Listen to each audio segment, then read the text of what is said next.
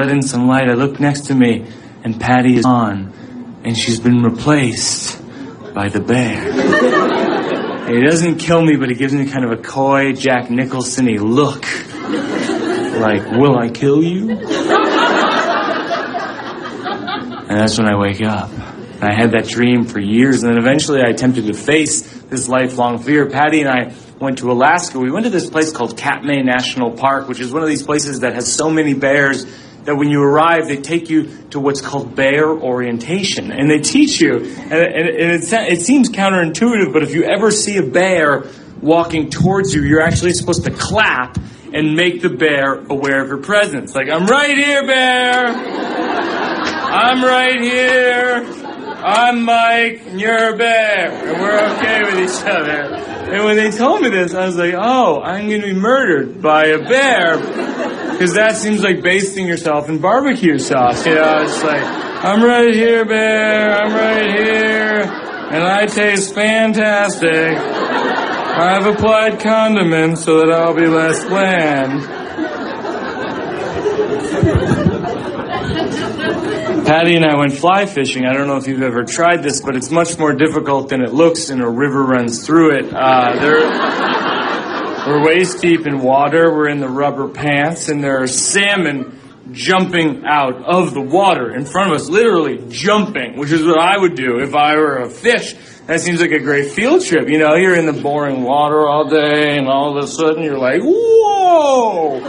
I want to stay here and grow legs and become a human, which is what happened over time. Sorry, homeschoolers.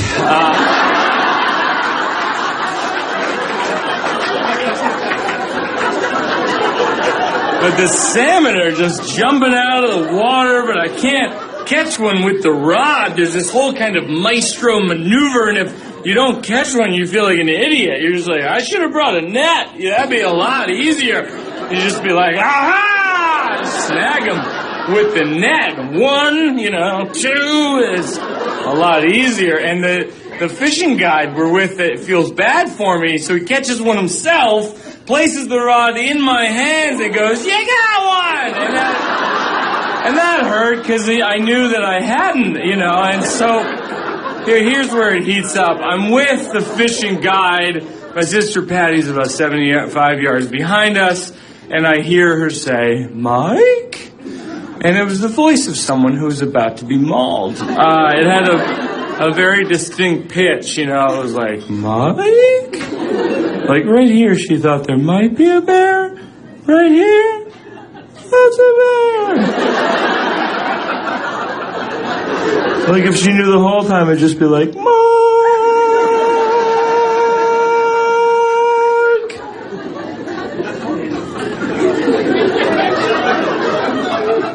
And I turn around, and there's an 8-foot brown bear walking towards her in the water. It was very surreal because he wasn't running, He wasn't like, I will murder you! Ah! He was just kind of docile, like, I'm a bear, etc.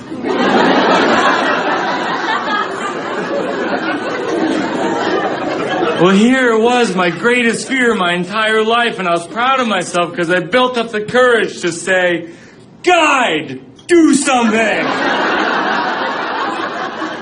And that guide snapped into action. He sprinted over in the water right at the bear, and he goes, yeah, yeah, yeah!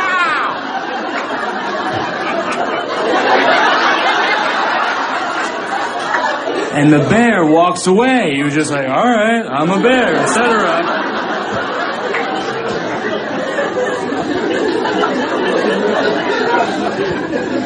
And I was very relieved that my sister didn't get mauled. But in retrospect, I was a little angry at the guide. I was like, you didn't tell me about the plan. You just told me to go, I'm right here, bear, I'm right here. And my name is Mike. It's like you gave me the bad parachute, like everybody's chute goes off, and then I have the multicolored gym class parachute. I'm like, this doesn't do anything! Except build team skills!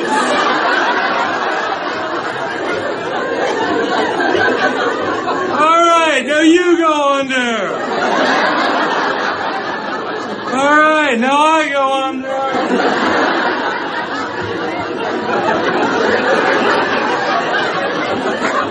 All right, now you go.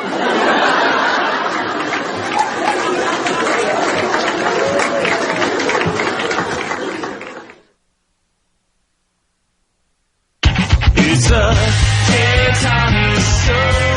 Yes, it's a daytime show. Ooh, baby, it's a daytime show.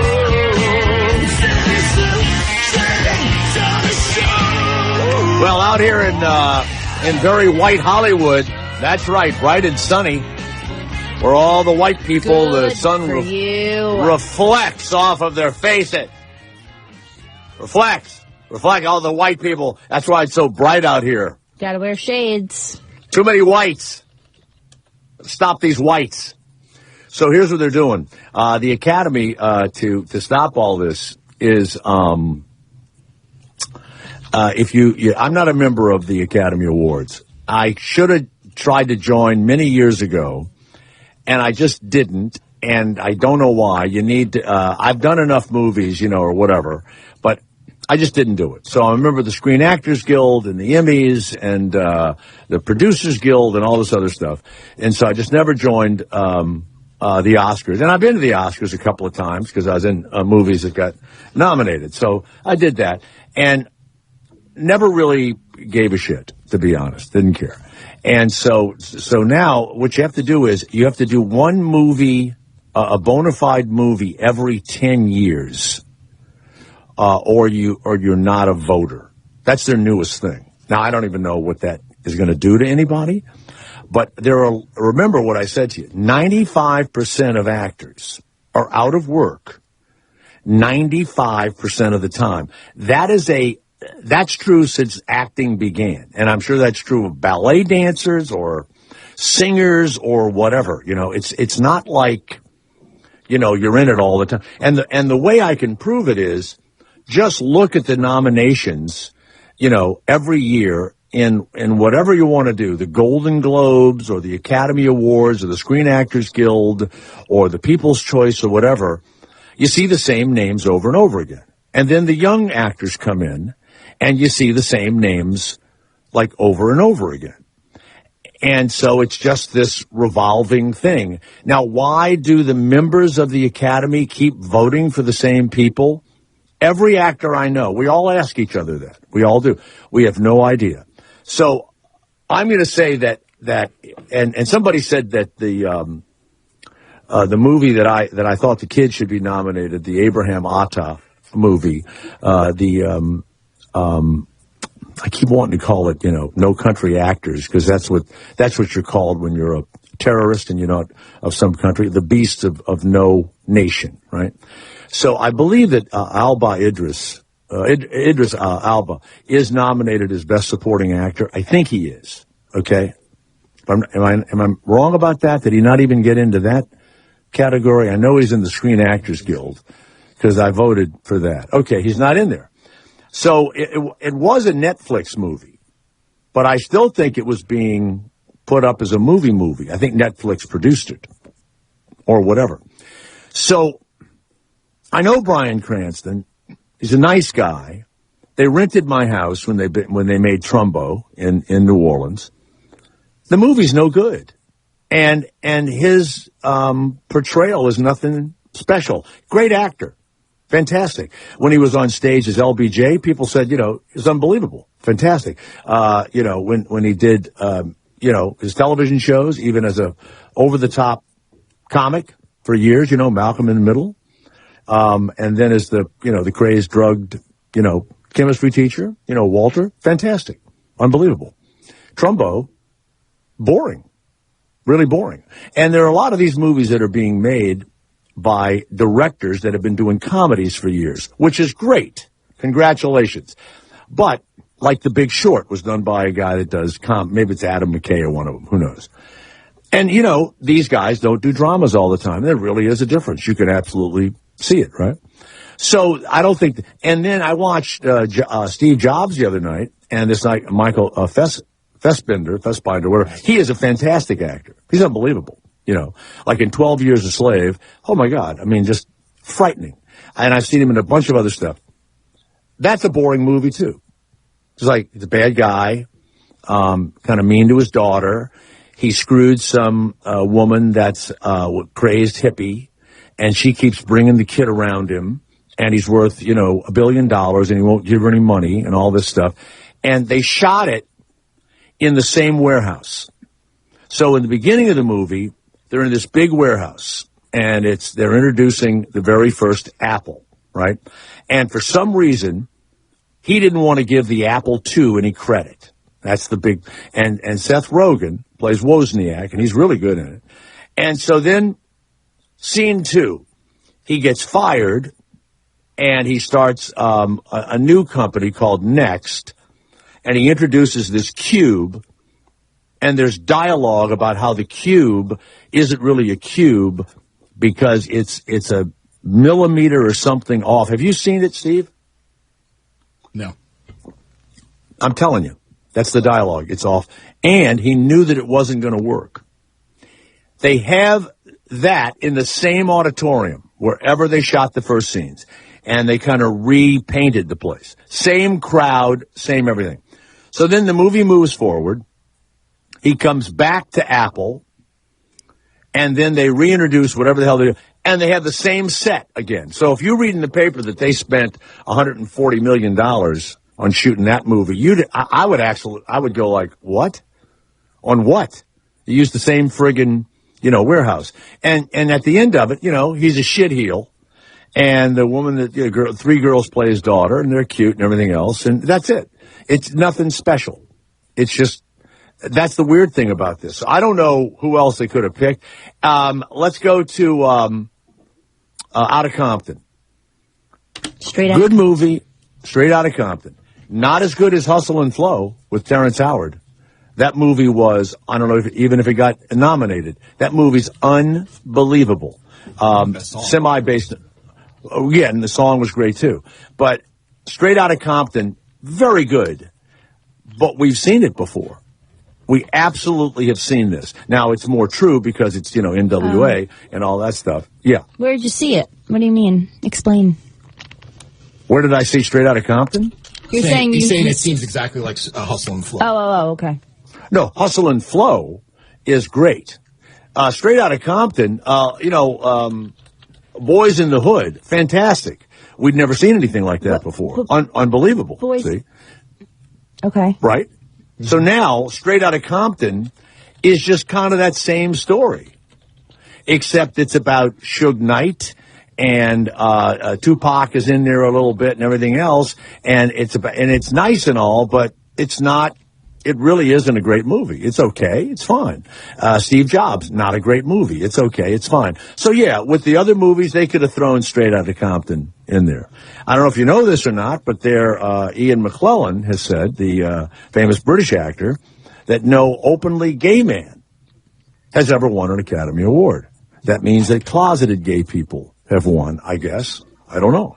And now there are some lesbians that are saying that the movie Carol, where Kate Blanchett walks into a store, looks at Rooney Mara, the actress, whose parents own the Giants, for Christ's sakes, and they start eating each other.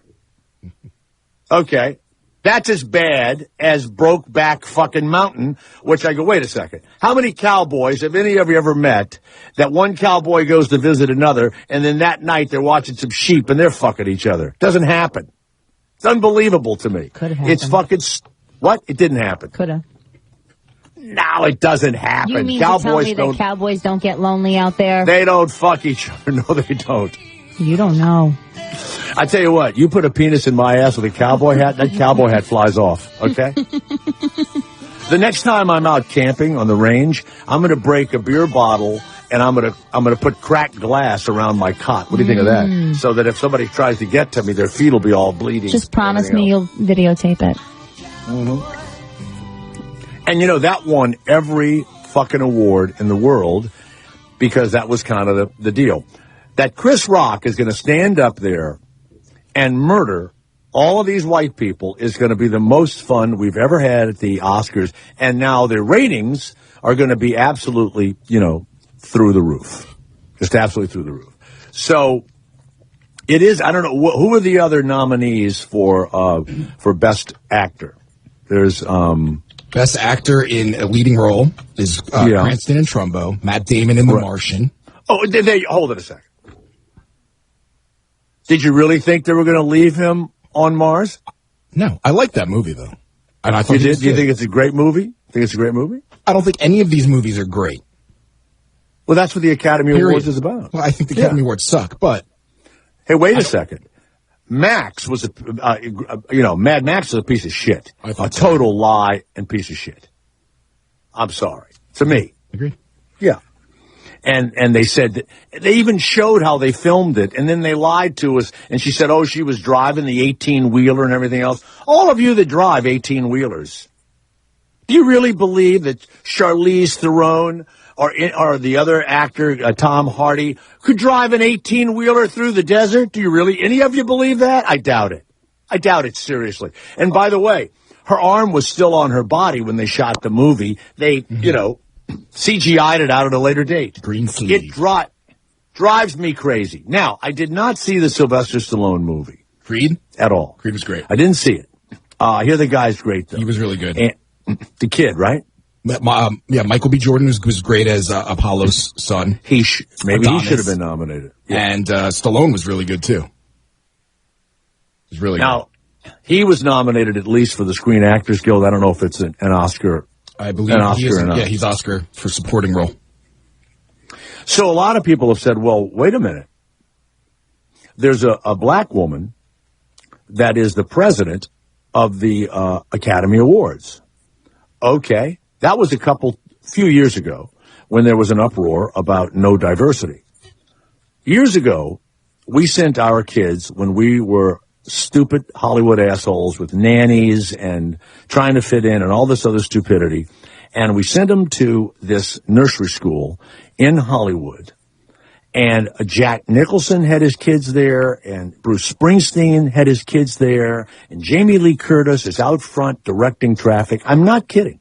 And we get our little 3-year-old boy, and we get him in the school.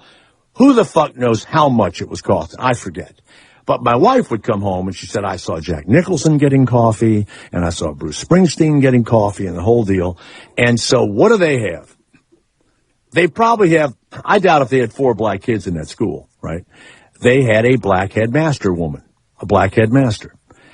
Well, now my kid strangles a couple of kids at the school, or hits them in the head with a plastic shovel in the sandbox. Okay? So now, this is how stupid I am, and I'm embarrassed to even say it. They tell us for $250 extra a week, they will have a young psychologist follow our child around to see what his problem is. So I say to my wife, are you fucking kidding me? Are you fucking kidding? So the kid comes home, and we're in total control of him. He does all kind of crazy shit, and I go, but they're educators. So, of course he's good as soon as this woman is around because he's being paid attention to. So he continues. They stop the woman, and he does something else, right? So we go into a meeting, and there is, the figurehead African-American lady, and then everybody else in the room, whoever they are, teachers or whatever, they're all white people. They're all white people. And I have this meeting with them, and I look around and I think, and I did say this, I'm not just kidding. I said, I got to tell you, this is a bullshit school, and I really lost my way here, okay? And I mean, I certainly didn't say anything, in a negative way at all, but I said, even in the makeup of the people I'm looking here, you look like you all came out of central casting, okay? And this is the least diverse group of individuals I've ever been in a room with who were supposed to be able to take charge of little children. And you're telling me that you folks cannot handle, and I put my hand out, I said, a kid this big, you can't handle him. And yet my wife and I handle him at the house, and we have a nanny and everything else. So they said to us, well, we're willing to offer you something. and we've never done this before. I said, well, what is it? We'll give you all of your tuition back, even though you've been here for like 3 or 4 months. I said, we'll take it. We're out of here. We'll take it. And so we left. And I would read about this woman and everything else. And so then they do the same thing with the Academy Awards. It's not like they have Michelle Obama. Christina, can you imagine if Michelle Obama was the head of the Academy Awards? She would have had all this covered already, don't you think? You know what I'm saying? Yes, definitely. A really strong African-American woman that would have come in with an agenda and said, look, if you're going to have me, and we think that, things aren't going well for, performers, African-American especially, or Hispanic or whatever, I'm going to fix this thing up. We'll figure it all out. And we'll have, we'll make sure that the voters know it. Same thing with that school. I didn't see a bunch of kids running around that were diverse. And there was fucking Bruce Springsteen, cutting cheese, and Jack fucking Nicholson with whoever the hell knows where that kid came from. Yeah. Oh, yeah. You see it all the time. You put me in charge of something, and they're going to go, why don't we put this kind of idiot guy as the head of it so everybody knows we're kind of diverse, right? I'm definitely going to, do something when I get in there. Not going to just, be their idiot figurehead, because that's what I'd be hired for. They would, every now and again they go, let's put an idiot in. It's like Donald Trump. Let's make the idiot president. It'd be the same thing, So anyway, I've been looking at all these movies. I really don't know what else is available. I didn't look at enough. I mean, they're not all nominated. Maybe deep into the independent films or whatever. I don't think it's a great year for movies. Now, Steve, The Martian is great. Do you think that Matt Damon deserves the Academy Award? Because I don't think he has much competition. I feel like everybody's been talking about Leo. Oh, please. I do. That's why I feel like he'll get it. I think. Aren't they talking about how he never gets it? Isn't that the talk? Right. They're like, this is going to be the year because everything sucks. So it's like, all right, well, he did a good job, so just give it to him. No, wait a minute. Eddie Redmayne, who won last year or 2 years ago, right? Yeah. He played a girl. Mm-hmm.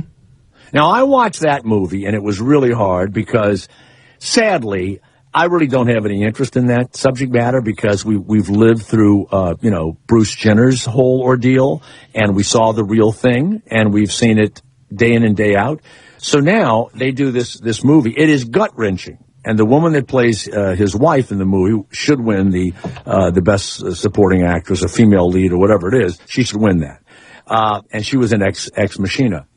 But Eddie Redmayne looks like a really cute freckled guy in a bad wig, and he rubs his face, and who falls in love with him? Well, a gay guy in the movie. And then, they do horrible stuff to this guy's penis, by the way. I mean, horrible stuff. And so it's sad and everything else, but here again, haven't we been there before? Haven't we all been there? We did that through. And so, yeah, if you cast me, the way to win an Oscar is to play like a person who's mentally challenged. That's the other way to do it. As soon as you do that. Well, that's not true for Leo. He was Gilbert Grape, and he was amazing as Unbelievable. Gilbert Grape. I didn't even think he was an actor. I did not think he was an actor. I thought they got a kid who was mentally ill or whatever it was, and I couldn't believe it. How about the mother? How about the big fat mother? Oh my God. I love that movie. But he was nominated for that or not? He was like 15 or 16 still, or something. I mean, that performance was great. Unbelievable. Oh yeah, and he blew, and Johnny Depp does the same thing all the time, except if he's playing, the captain over there. Let's go to Bill in West Virginia. What's Eating Gilbert Grape Best Supporting Actor? He was nominated. He should have won that. So, let's go to Bill of West Virginia. You know what it's like, Steve? It's like the Super Bowl. We forget who wins, Mm-hmm. We have to be, I don't know why that is. Maybe there's too many things going on. That happens to me with Dancing with the Stars, too. I can never remember who the winner is. Well, you're right, exactly. Mm-hmm. Bill of West Virginia, yes, go ahead, Bill. Hey, Jay, how you doing? Good. There's kind of a conspiracy theory going around. We were talking about this morning at the store about the Oscar deal. We feel that the movies are geared here lately more towards the Asian audience. And we were thinking that maybe the Chinese do not like seeing black-centric movies.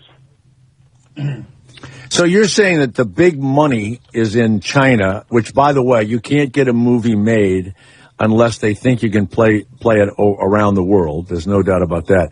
And you don't think the Chinese want to see black people in the movies? Well, I mean, it's a possibility, because, I mean, like The Martian, I mean, that's like the biggest Chinese, red China propaganda film you can watch. Also? I didn't see The Martian. Is he up there with the red Chinese? Well, they're the ones that save him. They save him. I mean, we can't get. Are you kidding? You know what? You got to be kidding. Now I got to watch it. They have the worst country on the face of the earth save Matt Damon? That's correct. Then I think you're correct. I bet you $10 there's Chinese movie money behind that movie. Yeah, I'll bet you money. Absolutely. Maybe they're the reason that the Oscars are becoming less diverse, because we're catering towards their needs.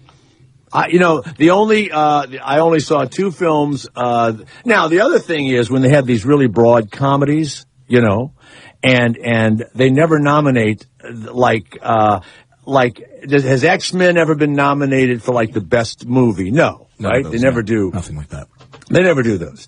They make millions and millions of dollars. Those are just meant for blockbuster hits, right? That's it. That's all it's meant for, right? So. Right. Well, the reason they expanded to 10 nominees in the movies was because of like The Dark Knight, and so they tried to get movies that mass audiences appealed to and went to and enjoyed to get them at least an Oscar nomination. So the movies like the X-Men or something like that, if it was actually really good and critics and people liked it, that it could get into that nomination. But they generally shy away from anything, fantasy or sci-fi, which is kind of, like The Martian is, space, but I guess gravity. How about Bridesmaids, which I thought was one of the funniest and most terrific movie for... You didn't like it? I like it. They're all shitting all over the place, and you don't hear one fart sound or anything?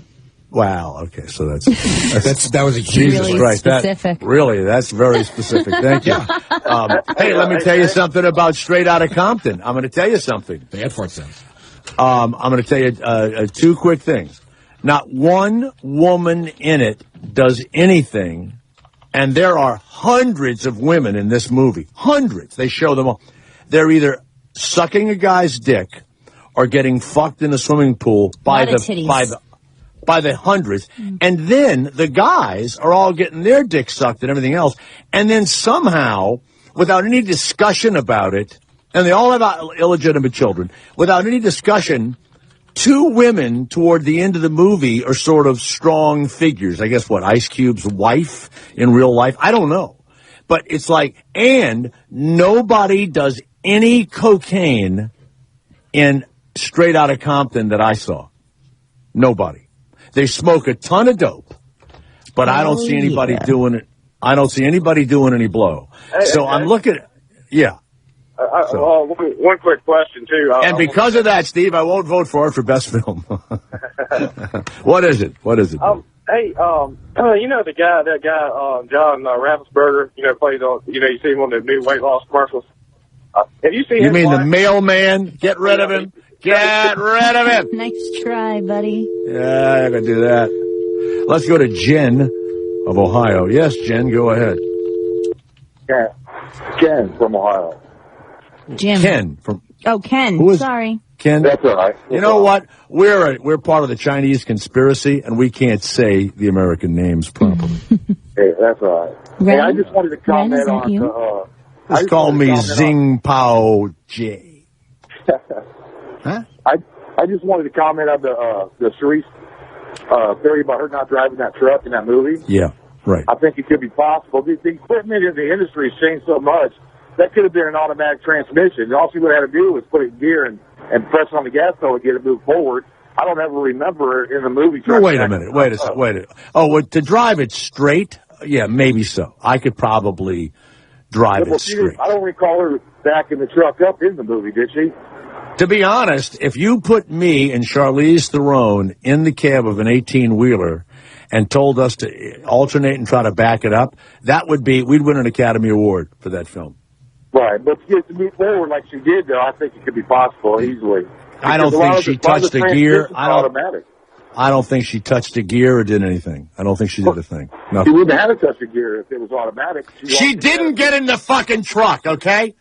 She doesn't need to get in the fucking truck. She doesn't need to touch the gear. It's all pretend.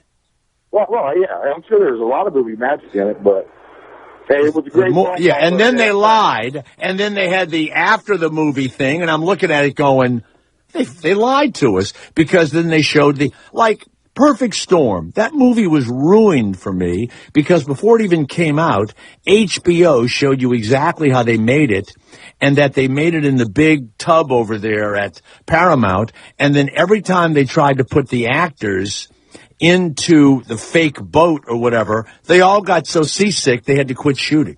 Yeah, but isn't all the movies ruined for you with you being in the industry, though? No, they're not all ruined for me. No, they're not. They're not all ruined for me. Not at all.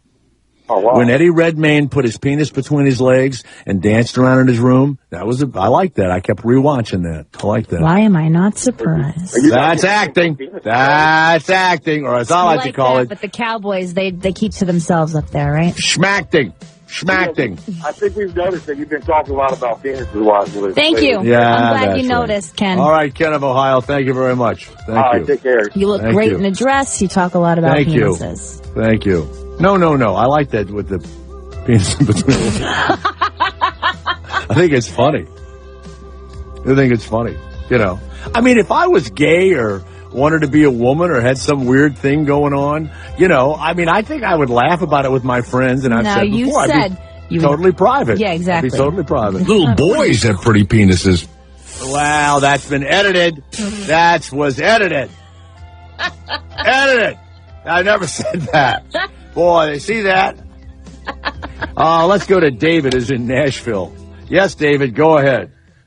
So, Jay, personally, I thought Mad Max was really freaking cool, man. And, you know, you made a comment earlier. What did you want Charlize Theron to do? Cut her arm off? I mean, how else were they going to do that? No, I thought it was a bad movie, and I'll tell you why. If I never think that the star is going to get killed, if I never for 1 minute think that something bad is going to happen to them, what is the use of sitting in the movie theater? I'll never understand that. Forget it. There's 100 movies like that. I don't get it. Why watch a movie when you know nothing bad's going to happen to anybody? I mean, there was bad stuff. I mean, they had him upside down draining his blood. I mean, yeah, he didn't die, and you knew he probably wasn't going to die. But I mean, you know, he got fucked up in that movie. Not good enough. If they turned you and I over and they drained our blood, we die. We die. Yeah, that's true. That's true. That's right.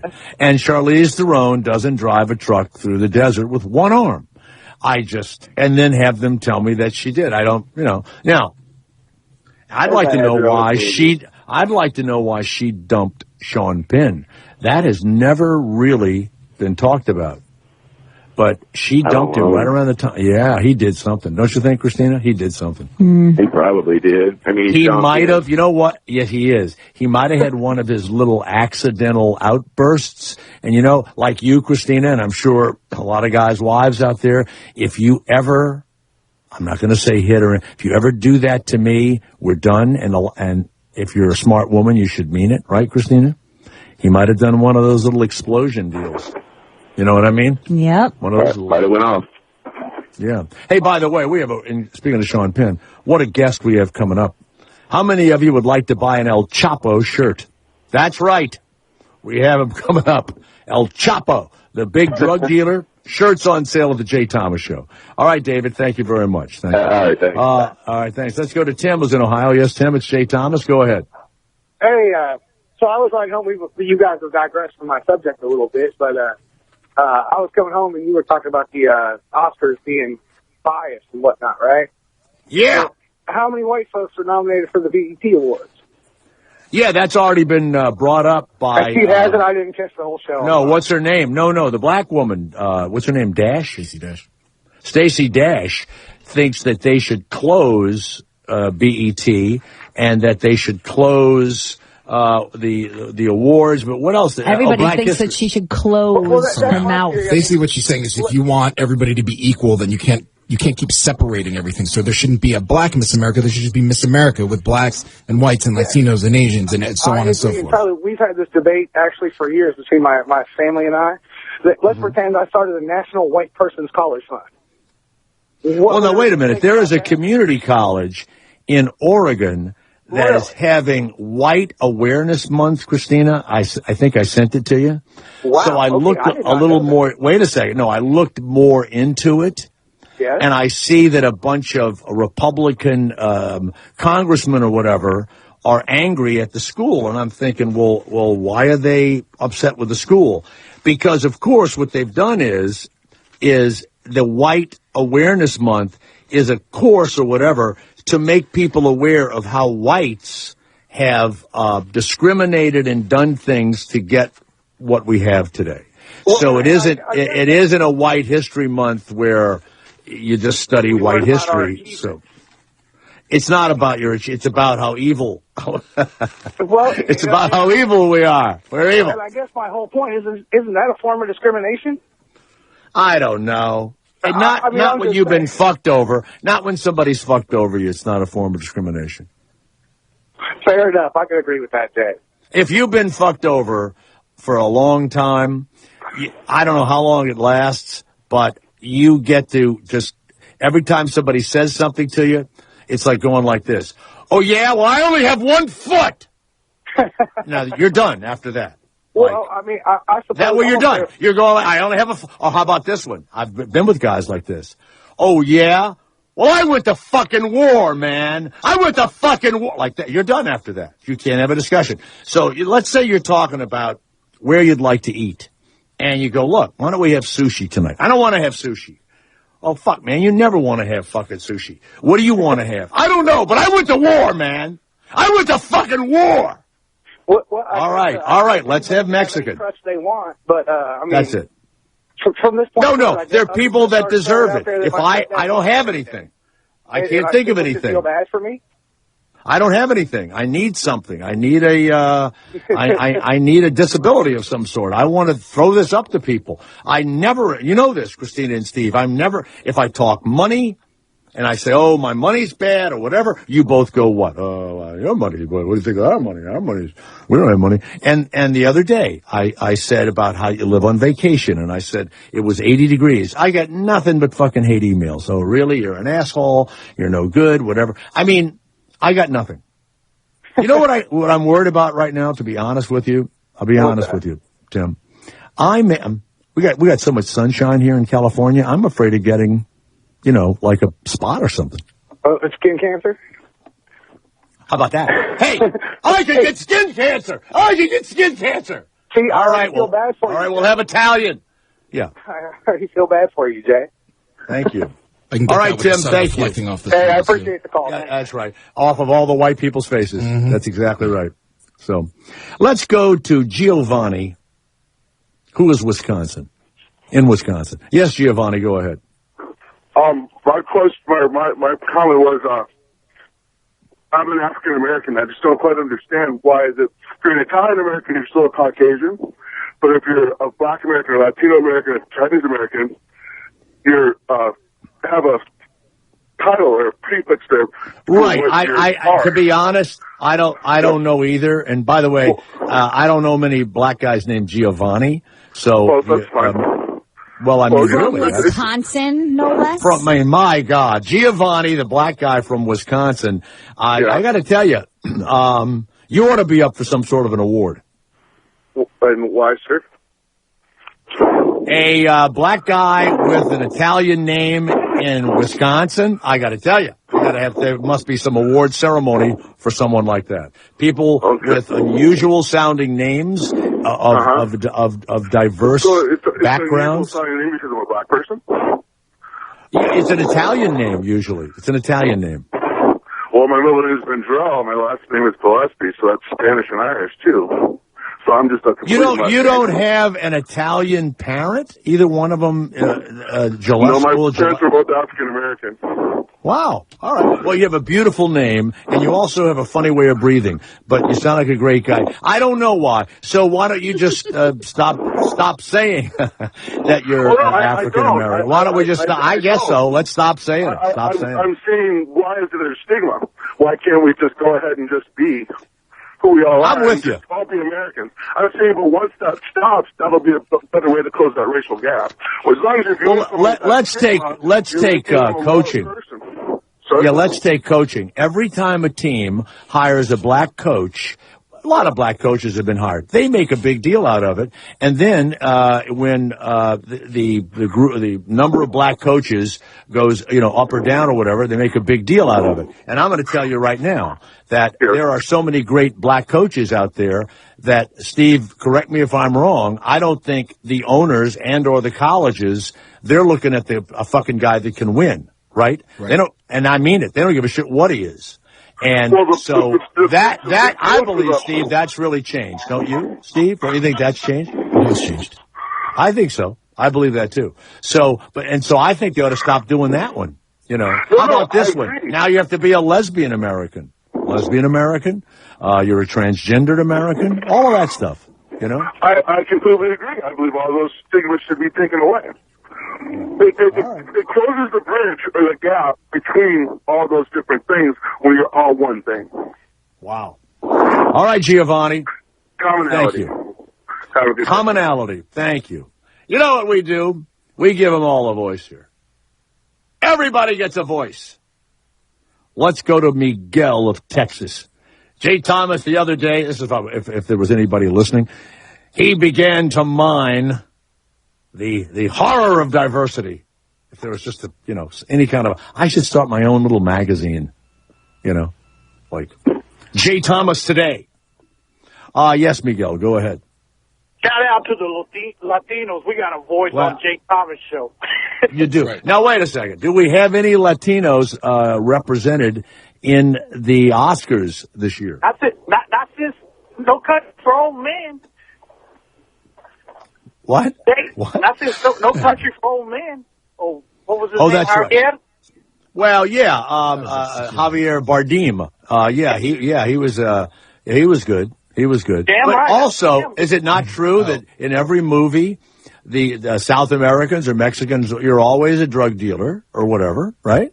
Or you're the poor, downtrodden, something happened to you or whatever. And the same thing with black people. What's the movie they want nominated? Well, Straight Outta Compton, where everybody was getting shot and killed and fucked up. By the way, there is Paul Giamatti is in there, and he fucks everybody over. Fucks all the black people over. So, yeah. So did he get nominated? Did he get nominated for Straight Outta Compton? Paul Giamatti. Check it. I don't see So, Miguel, what would you do? How would you change things, Miguel? Jay, hopefully it changes, but y'all are the majority. It's older whites that run. Not if you guys keep fucking the way you guys like to fuck, okay? I know, but they're going to build a wall, keep us out of here. No, they're not. I know. Jay, you know what I love is this first day that Trump is president, he's going to call the president of Mexico to pay for the wall. That's my favorite line, ever. With Teslas, good luck with that. Yeah. Jay, DiCaprio gets killed in all his movies, and I agree, he needs an award. What was that movie? The Departed. That was a damn good movie. That was a great movie. Yeah. No. I'm just saying that this movie, Tromping in the Snow, that's not a movie. That's like, tromping in the snow. By the way, Birdman was written and directed by Alejandro Inarritu. Is that how you say it, Steve? Inarritu? And Alejandro Inarritu also has directed Revenant. So the Hispanics are represented, Miguel, this year. Good deal. When they going to give him a boy, what is his name? Does movies with Quentin Tarantino. He's from Austin. When they going to give him an award? Oh, that guy's in all of his movies, right? Yeah. I don't know. Yeah. But all right. The last couple of years, you got Birdman, that sucked. 12 Years a Slave was good. Now, you know what? I didn't like Birdman at first. I might like it now, but it really is a movie about actors and whatever. I don't know. And nobody went to see it. Right. Argo, The Artist, those Black Swan. Hurt Locker was good. By the way, The Artist, the silent movie, I have to tell you, I got in arguments with people at some big film festival and I said, are you guys fucking kidding? Don't you know that everybody hated silent movies, so they did a crazy thing and they made people talk in them? Remember that one? Remember that? Yeah, I remember when you said that. I agreed with you. That's so fucking stupid. I know. And then that guy that was in it, he's been in a couple of movies. I think he played a really bad guy recently, and I finally, recognized him. But they thought he was going to have a big career. Yeah, I thought that was a piece of shit. That's the year that they just said, look, everybody's written about this movie, so we'll give it an award. I don't know how they win. I haven't the faintest idea. All right. Hey, take care, all right. Jay. Thank you. Let's go to Lou, who's in Canada. Wow. Hey, everybody's man, lily white up there in Canada, too. Lily white. Lily white. No snow right. up here. Nice and calm. I love it. Yeah. Hey, go ahead, Lou. Man, this O'Shea Jackson, Ice Cube's son, he was phenomenal in the movie. He was good. It's a disgrace that's kid's first role. And I just watched it the other night at home. I didn't get a chance to the theater, and I was like, I wanted to really watch, and all of them were fabulous.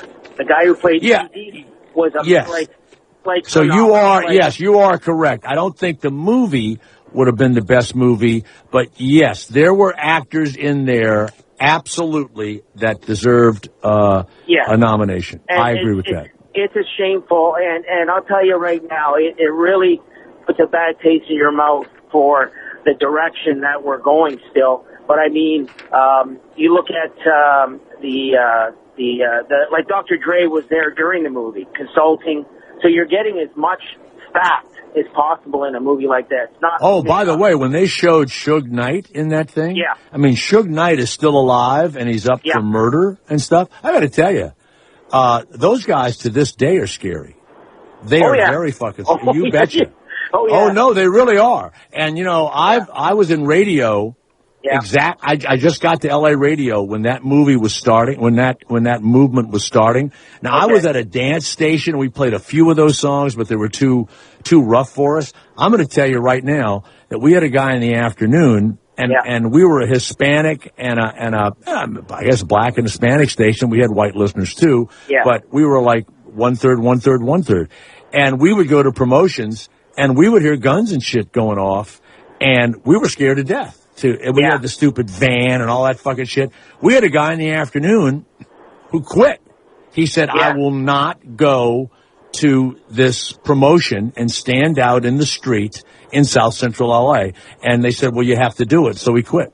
And I think he sued the station. He was scared to death. Oh, man, it was fucking scary. Yeah, and I wouldn't fuck with Suge Knight tonight, tomorrow, or the next day. No. I mean, he ran over, allegedly, he ran over two guys.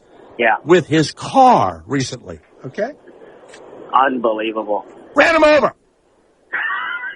Ran them the fuck over. Okay? I want to run people over. I would like to do things to people, but I don't. See? But he decides he doesn't like you. He will fucking kill you. It's unbelievable to me. I've always said, I wish I got one pass. Allegedly. I don't know anything about the man. Allegedly. What? Allegedly. What? I had a pleasure talking, buddy. Thank you so much. Thank you. I know I'm supposed to do spots and everything, but I got so excited here. I got all my papers upside down. I really did. I got excited about this, actually. What are we doing? What am I supposed to be reading? Credit Karma. Oh, Credit Karma? Mm-hmm. All right, I have to look for it. All right. You can do it next hour. You don't have to do it now. I just got so excited. You don't have to do it now. Really? Yeah, it's at 5:20. You're fine. Okay. I'll put it right there. Okay. Thank you. Let's go to Shannon, who's in Dallas. Yes, go ahead, Shannon. Hey, how you doing, sir? Great. How you doing, sir? Great. I was just going to point out on The Revenant, I had a friend of mine who was in the movie. He played Hickok, the Indian where, have you seen the movie, Jay? No, you know what? And I feel badly. I am going to go see it, and I have a copy of it at the house. And I have seen. I saw a big screening of it and stuff like that, and I stopped watching it because I just didn't like it. But now I have to watch all of it because I'll like I did with Birdman. I have to watch it again. This friend of yours had a real part in the movie. Yeah, actually he did. He's an actual Navajo Indian, and he kind of dropped off the map for a while and nobody had seen him, and he showed up about a month ago, and he's like, hey, let's all go to dinner, and we all go to dinner and we're talking. He goes, so you bet you're wondering where I've been, and we're like, yeah, what's going on, dude? He goes, I've been in Canada with Leonardo DiCaprio and Tom Hardy. We're like, what? And he's not even like he's only done very minor things. This is his big acting debut. You know what? I swear to God, you know me. One, we can't get anybody, but two, I'd rather have him on. If you gave Christina his information, you think he'd come on and talk to us about being a Native American in the movie? Honestly, I probably could contact him and see if I could get him to get on the radio with you. Okay, I'd love it. Now he is a Native American in real life? Absolutely. His name's Arthur Red Cloud. No, it isn't. Yes, it is. No, it isn't. Yes, it's not Arthur Red Cloud. Look Christina, if we don't get another guest, I need Arthur Red Cloud. Okay? He's real. He's a real guy. I gotta have him. Shannon, I cannot thank you enough. Put him on hold, and let's try and get Arthur fucking Red Cloud. You got to put something in the middle of that, Steve, when you pause. That's right. Arthur fucking Red Cloud. Wow. Thank you, Shannon. Thank you. Wow. What a day. Marty, who's on the New Jersey Turnpike right now. Yes, Marty. By the way, we're trying to get this guy. There is one of the guys that has taken over that federal land out in Oregon, and he wants to sumo wrestle Chris Christie. Have you heard of him, Marty? No, I haven't, but that's a great concept. Maybe it is. Thank you, Christina. Or have we reached out to the guy that wants to sumo wrestle Chris Christie? Yes, and he will be on the show, I believe, on Monday. Oh, fucking A. But wait a minute. Wait till you fucking hear this guy. He's got the sumo outfit, and he's in Oregon, and he's challenging Chris Christie to come, and they're going to bump man titties together. Monday, 5 p.m. East. You are, and I hope everyone is listening, you are a genius, Christina. Thank you. And the only thing I did wrong is I didn't believe that David Bowie was dead when you told me. And I apologize for that. It's okay. All right? And by the way, I want to say this before we go any further. Abe Vigoda is really dead this time. All right, because I've announced it 4 times that he was dead. Let's go back to Marty. Hey, Marty, thank you. Go ahead, man. Okay, 2 things. Number 1, your show is genius. It's a great show. Yes, it is. It is. Now, here's the thing I want to point out. Do you remember You never hear anybody say that. Oh, please. No. Yes, it is. It is. Yeah, let's all say it together. 1, 2, 3. Yes, it is. Yes, it is. It is. All right. Go ahead. Go back to a few years ago when Denzel Washington won the Academy Award for Training Day. Fabulous. A few days later, I was listening. I don't know if you know the station in New York called WBAI. Oh, sure. Yeah. Okay, I'm listening to WBAI, and the people on BAI of color were complaining that that was the kind of role that denigrated black men. That's the kind of role that the Academy they would give the Academy to a black man for that because that's where they want to keep him. And it makes you wonder, could people ever be happy? Could you ever No, but that's also, isn't that like a Pacifica station or it's, it's the most, they think Bernie Sanders is too right-wing, but that's not the point. Right. It's a spectrum of, if you look at it in a spectrum of oppression, let's call it, okay? No, nobody got a... I think they did the same thing. Didn't Morgan Freeman win the Academy Award for Driving Miss Daisy? Well, yeah, and that was a very tough role. That was a huge part on Broadway. I mean, it was a big play. And so, yeah, everybody that played it, it was very difficult. And because the thing is there's something called nowism. You can't look back at something that was done in the 50s or whatever. And remember, the woman in the play, in the movie, she was a Jewish woman. And they were being discriminated against also, nowhere near what the black people were. So it was, it really said a lot about a lot. and it was allegorical and everything else. But there were lots of black actors that didn't think he should do that movie and do that part. You betcha, absolutely. The point is, you can't have it both ways. If you're going, well, listen. Look, they don't show a lot of things. They don't do a lot of things. It's like because it's insulting, and so I'm not black, and nothing I ever see on a movie or anything insults me. I've never seen a TV show that insulted me. But let's say there was a show, and they picked my name, and they said Jay Thomas, and they insulted me, and they continued to insult me or bring something up from my past, and they continued to insult me. That's it. I guess that's the feeling that people that have been discriminated against must feel, even though they aren't, and certainly sometimes personally insulted, but as a group of individuals, that's all I can do, and because I don't know any other way to feel. That would be like if every week they killed me, every week they fucked with me, every week they did something to me, to my name, I would go crazy. Yeah. You're half Sicilian, as I am. Okay?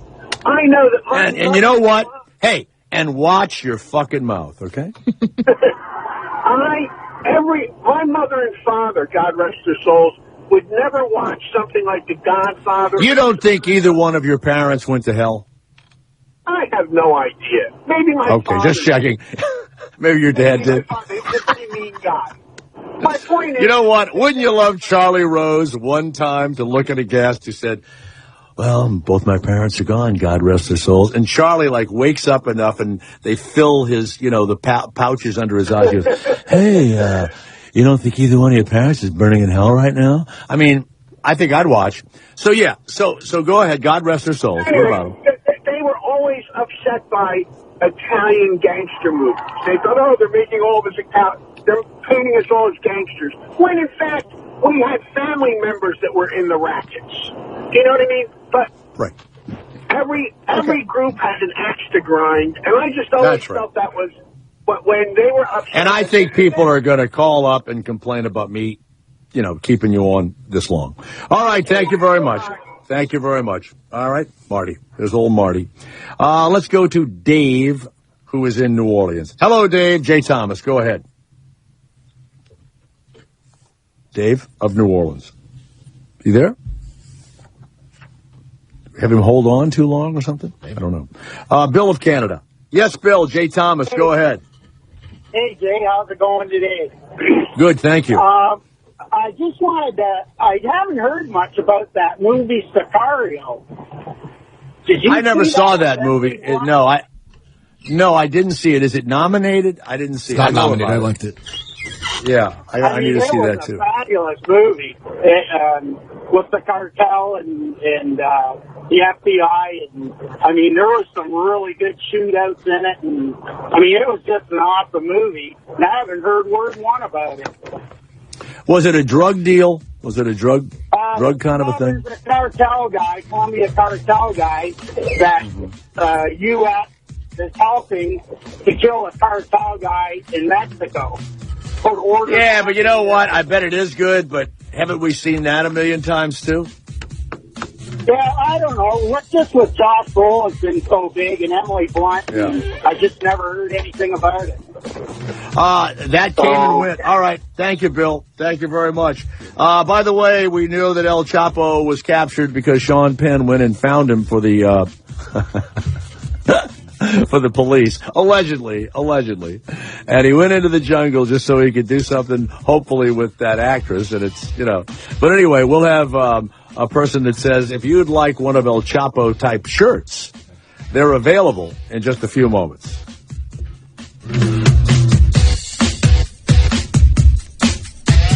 Sirius XM Comedy Greats, playing only the best from the legends of comedy.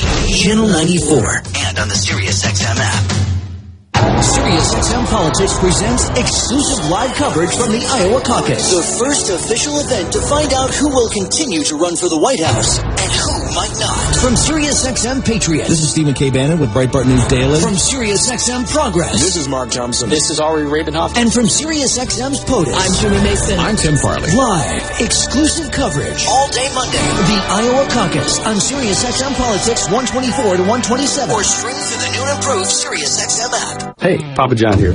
More than 30 years ago, my passion for pizza made my dreams come true. Now I'm looking for a few other people who are as passionate about pizza and dedicated to quality. You've always dreamed of owning your own business and are committed to excellence. Now is the time to contact us about becoming a Papa John's franchisee. At Papa John's, our franchise package offers no franchise fee, a set of ovens, and reduced royalties for 4 years. Certain restrictions apply. Full program details are available upon completion and review of the franchisee application. So go online to papajohns.com or pick up the phone and give us a call today at 888-255-PAPA. Make our better ingredients and better pizza part of your better future. Contact us today for more information about becoming a Papa John's franchisee.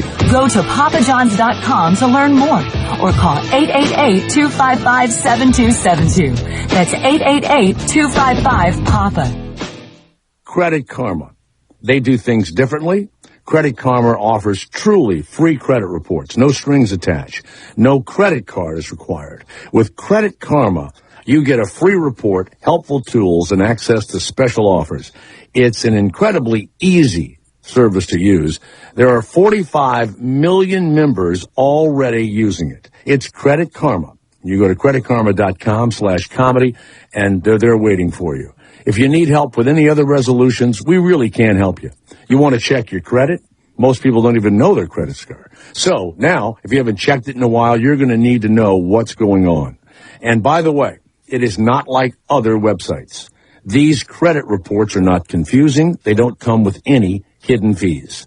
Credit Karma offers truly free credit reports, no strings attached. Visit creditkarma.com/comedy for your free report right now. The Raw Report. What's happening in the world of comedy at SiriusXM and beyond. We have Michael Ian Black in studio today. That's why I moved to Connecticut. Right, the wilds of Connecticut. That's right. Yes, I do enjoy that phrasing in the book, navel gazing, because it gave me a picture of you just like you were like the Revenant. That's right. Like you're going to run into a bear. There is allegedly a bear in my town right now. Oh, there is a brown bear. A friend of ours now only goes walking with her dog with an orange vest and a whistle because she's afraid of the bear. This is the kind of paranoia that we have in Connecticut. The vest will certainly deter any bears from attacking or even crossing paths with that dog, I'm sure. Mm-hmm. Well, because it's out of season and the bear is going, oh, girl, please. Right. It's after Labor Day. Come on. The Raw Report. Fridays, 4 p.m. East, 1 p.m. Pacific on Raw Dog Comedy, SiriusXM 99. You're listening to Comedy Greats. Comedy Greats on SiriusXM. Did you know there's a species of fish called the slippery dick? Wow! Welcome back to the Jay Thomas Show on SiriusXM.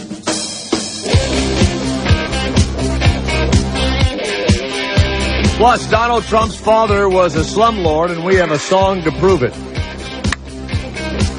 Old Man Trump. Nothing could hurt the guy, but it's fun to... They're digging shit up all over the place. Hillary Clinton was trying to act nice, I understand, in Iowa, and so was Ted Cruz. Oh, man. I may hate her more than I've ever hated anybody these days. Can't stand her. I'm almost a Bernie Sanders guy, Christina. Almost. Come on over, Jay. There's plenty of room for you. Oh, yeah. Yeah. Let's go to Tatiana. Kivachuk. Correct. Hello. Hi, Jay. Is that right? Is it Kivachuk? Is your last name Kivachuk, really? You pronounce it right. You know what? You heard me pause. And now, where do you live, Tatiana? Where do you call? Well, I live in Los Angeles. Cool. And if you go to www, and now is Barabbas Men? What is it? Barabbas Men, we say it. Barabbas Men. Mm-hmm. Now, before we talk about the ingenious thing you're doing, you know who Barabbas was, don't you? Well, there is once again, we were not trying to associate with Barabbas that you're saying. There is a spelling difference. The reason we chose it, we were trying to come up with a more unique name to avoid confusion in the future or any trademark disputes. So there is absolutely no connection. And of course, Barabbas was with Christ. Right. We had this brought up to us with many Mexican clients. So they were all asking if it's anything close to it and if there is any connection. And there is no connection whatsoever. Well, there better not be. Of course, and actually to say about the brand itself, the owners of the brand, they coming from Iran, and part of the philosophy of the brand we're implementing the good words, good thoughts, good deeds is actually one of the oldest philosophy of the Iran. And that's now wait, are you an Iranian? I'm actually Russian. Right. Now, here's the strange thing. We never, and you're selling these El Chapo shirts, you realize that I can't remember a radio show, TV show, anything, and somebody out there call me. We never hear anybody or come on and say, oh, by the way, it's from Iran, and the donating stuff is from Iran. I mean, that just doesn't happen in the United States. Did you know that? Well, at the same time, the reason why I'm saying and mentioning this is multicultural influences. So you see, we started from Barabbas, and you're saying it's something from the story of Jesus Christ, and if there is a familiarity, then you see the implementation of history and a blend of the history all together, and the multicultural business by itself. That's something already new boiling, and that's what you have to. Well, Iran calls us they call us the Great Satan, and it kind of hurts our feelings. It does. It hurts our feelings. Well, I'll buy something over there. Once again, the owners are Jewish, and they are actually immigrants. So at this point, you see the connection of absolutely different stuff. But even you really ought to do this. You know, the owners were chased out of Iran. You should do that. That helps a little. True. On the other hand, you see, there is in every country there is something good and bad. But that's what you emphasize on is what makes us all the difference, and that's what actually our brand is about. We're trying to bring something good, even from like this crazy situation what's going on right now with this. Oh yeah. El Chapo shirt, we're actually trying to bring a better position, actually trying to make public to discuss and think what's good and now wait a second. Okay, hold on. Let's talk about it. The shirt, everybody saw Sean Penn shaking the hands with El Chapo, and it's one of these shirts that you would normally get when Americans go to Mexico or South America or whatever. It's a type of shirt, isn't it, that is worn specifically south of the border from the United States? Not necessarily. We're selling it all around the USA through actual trade show. We have a lot of boutiques buying from us, and if you come in any mall, in most of the boutiques, you would see this type of shirt. It's just so it's drug lord. It's a drug lord shirt. I wouldn't say that. It's something already the media coming up with. Wait a minute. Wait a minute. It's the El Chapo shirt. He's a drug lord, and that's why you're here, because we think it's fun and funny and interesting that you're selling the shirt from this heinous drug lord murderer guy. Well, it's one point of view, right? But on the other hand, I'm getting the orders from all around the world. So the philosophy here is but everybody knows El Chapo. El Chapo sold drugs even in China. Okay, but let's think. I'm not saying he's a bad person. I'm not saying he's a bad person. But how much are you selling the El Chapo shirts for? Okay, it goes for $128. Wow. However, wait a second. Is there a gram of coke in the pocket? Tatiana? Well, I would say that it's actually an artistic piece that we actually proud of, and one of the things that I'm actually trying to bring here is also that from one point you can say, and actually we're trying to discuss with our customers, why are you buying it? Why do you like it? It's the same surprise for us as for the rest of the world. And some people saying, oh, I feel powerful. Another would say, well, maybe you would say like they want to feel like El Chapo. But I hope. Now wait a second. Was he wearing one of the shirts that your company made? Well, it's I cannot say for sure 100%, but it's only shirt that we actually made ourselves. Wow. We have the design. Oh, that, now that's a whole different deal. So what do you call that style of shirt that El Chapo was wearing? Do you have before it's the El Chapo shirt, what did you guys call it? We call it fantasy. Fantasy. Right. And there is another shirt, if you saw, which is Crazy Paisley. Crazy Paisley? Mm-hmm. There was actually another interview that's actually also on our website. You can see the other shirt. So he was buying shirts from you guys. He was buying his fantasy shirt, and he bought the Crazy Paisley. That's pretty cool, actually. Well, I cannot say it's from us because we're just distributing to boutiques all around USA and Mexico. Where he got it, we have no idea. Okay. And another thing I would say that maybe it's not all about El Chapo, it's just the video itself, that's something, the shirt that captured people's attention. And there is not much of that market for the shirt. As long as you're making money, who cares what the reason is? Let's be honest. So if you want people to buy the El Chapo shirt, Tatiana Gavashuk is with us from Barabbas. And where does the 5% of the money go to? What's the charity? It goes to DARE. It's a California-based organization which actually trying to prevent drug abuse within children, and it's something. So you buy the El Chapo shirt that you saw the horrible drug dealer, and he's going to go to jail forever, and 5% of that money goes to keep kids off of drugs. Well, it's one of the ways. We're fighting this war too, but in a different way. We're also with the universe. We're trying to make the world better. Mm-hmm. So how we can do? If we educate our children, our society will be better. And I believe every company should be doing that. Well, Tatiana, thank you very much. And you go to what is your website again? Give it to us. BarabbasMen.com. BarabbasMen.com, and you'll see the El Chapo shirt, the one that the actual El Chapo wore, and in another incantation, he wore the Crazy Paisley. So, Tatiana, thank you very much. Thank you, Jay. Thank you for having me. Bye-bye. My pleasure. Now, I guess this is a person, Steve,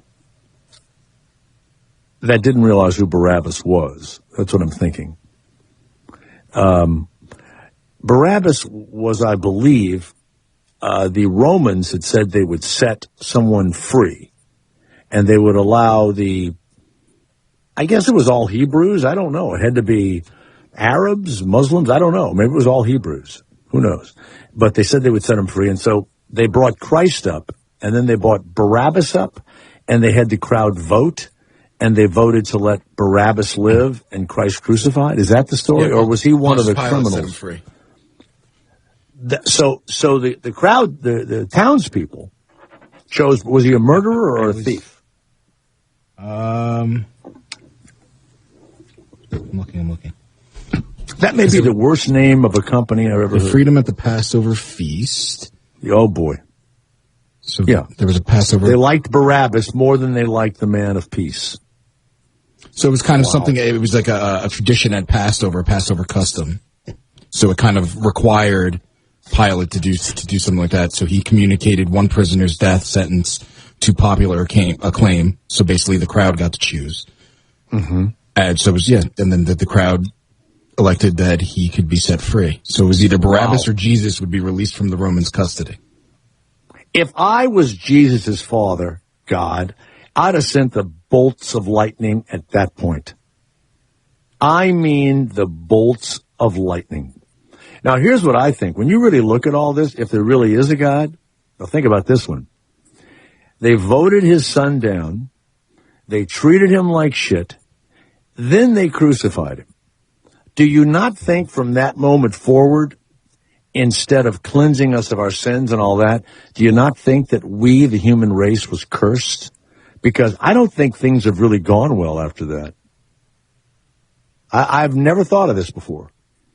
But if you fucked with one of my sons and you voted him down and you crucified him and you embarrassed him and you put a crown of thorns on his head and all of this other stuff, and you crucified him even worse than the other people are crucified, and vilified him and stabbed him and everything else, no, I don't think I'm going to forgive you, okay?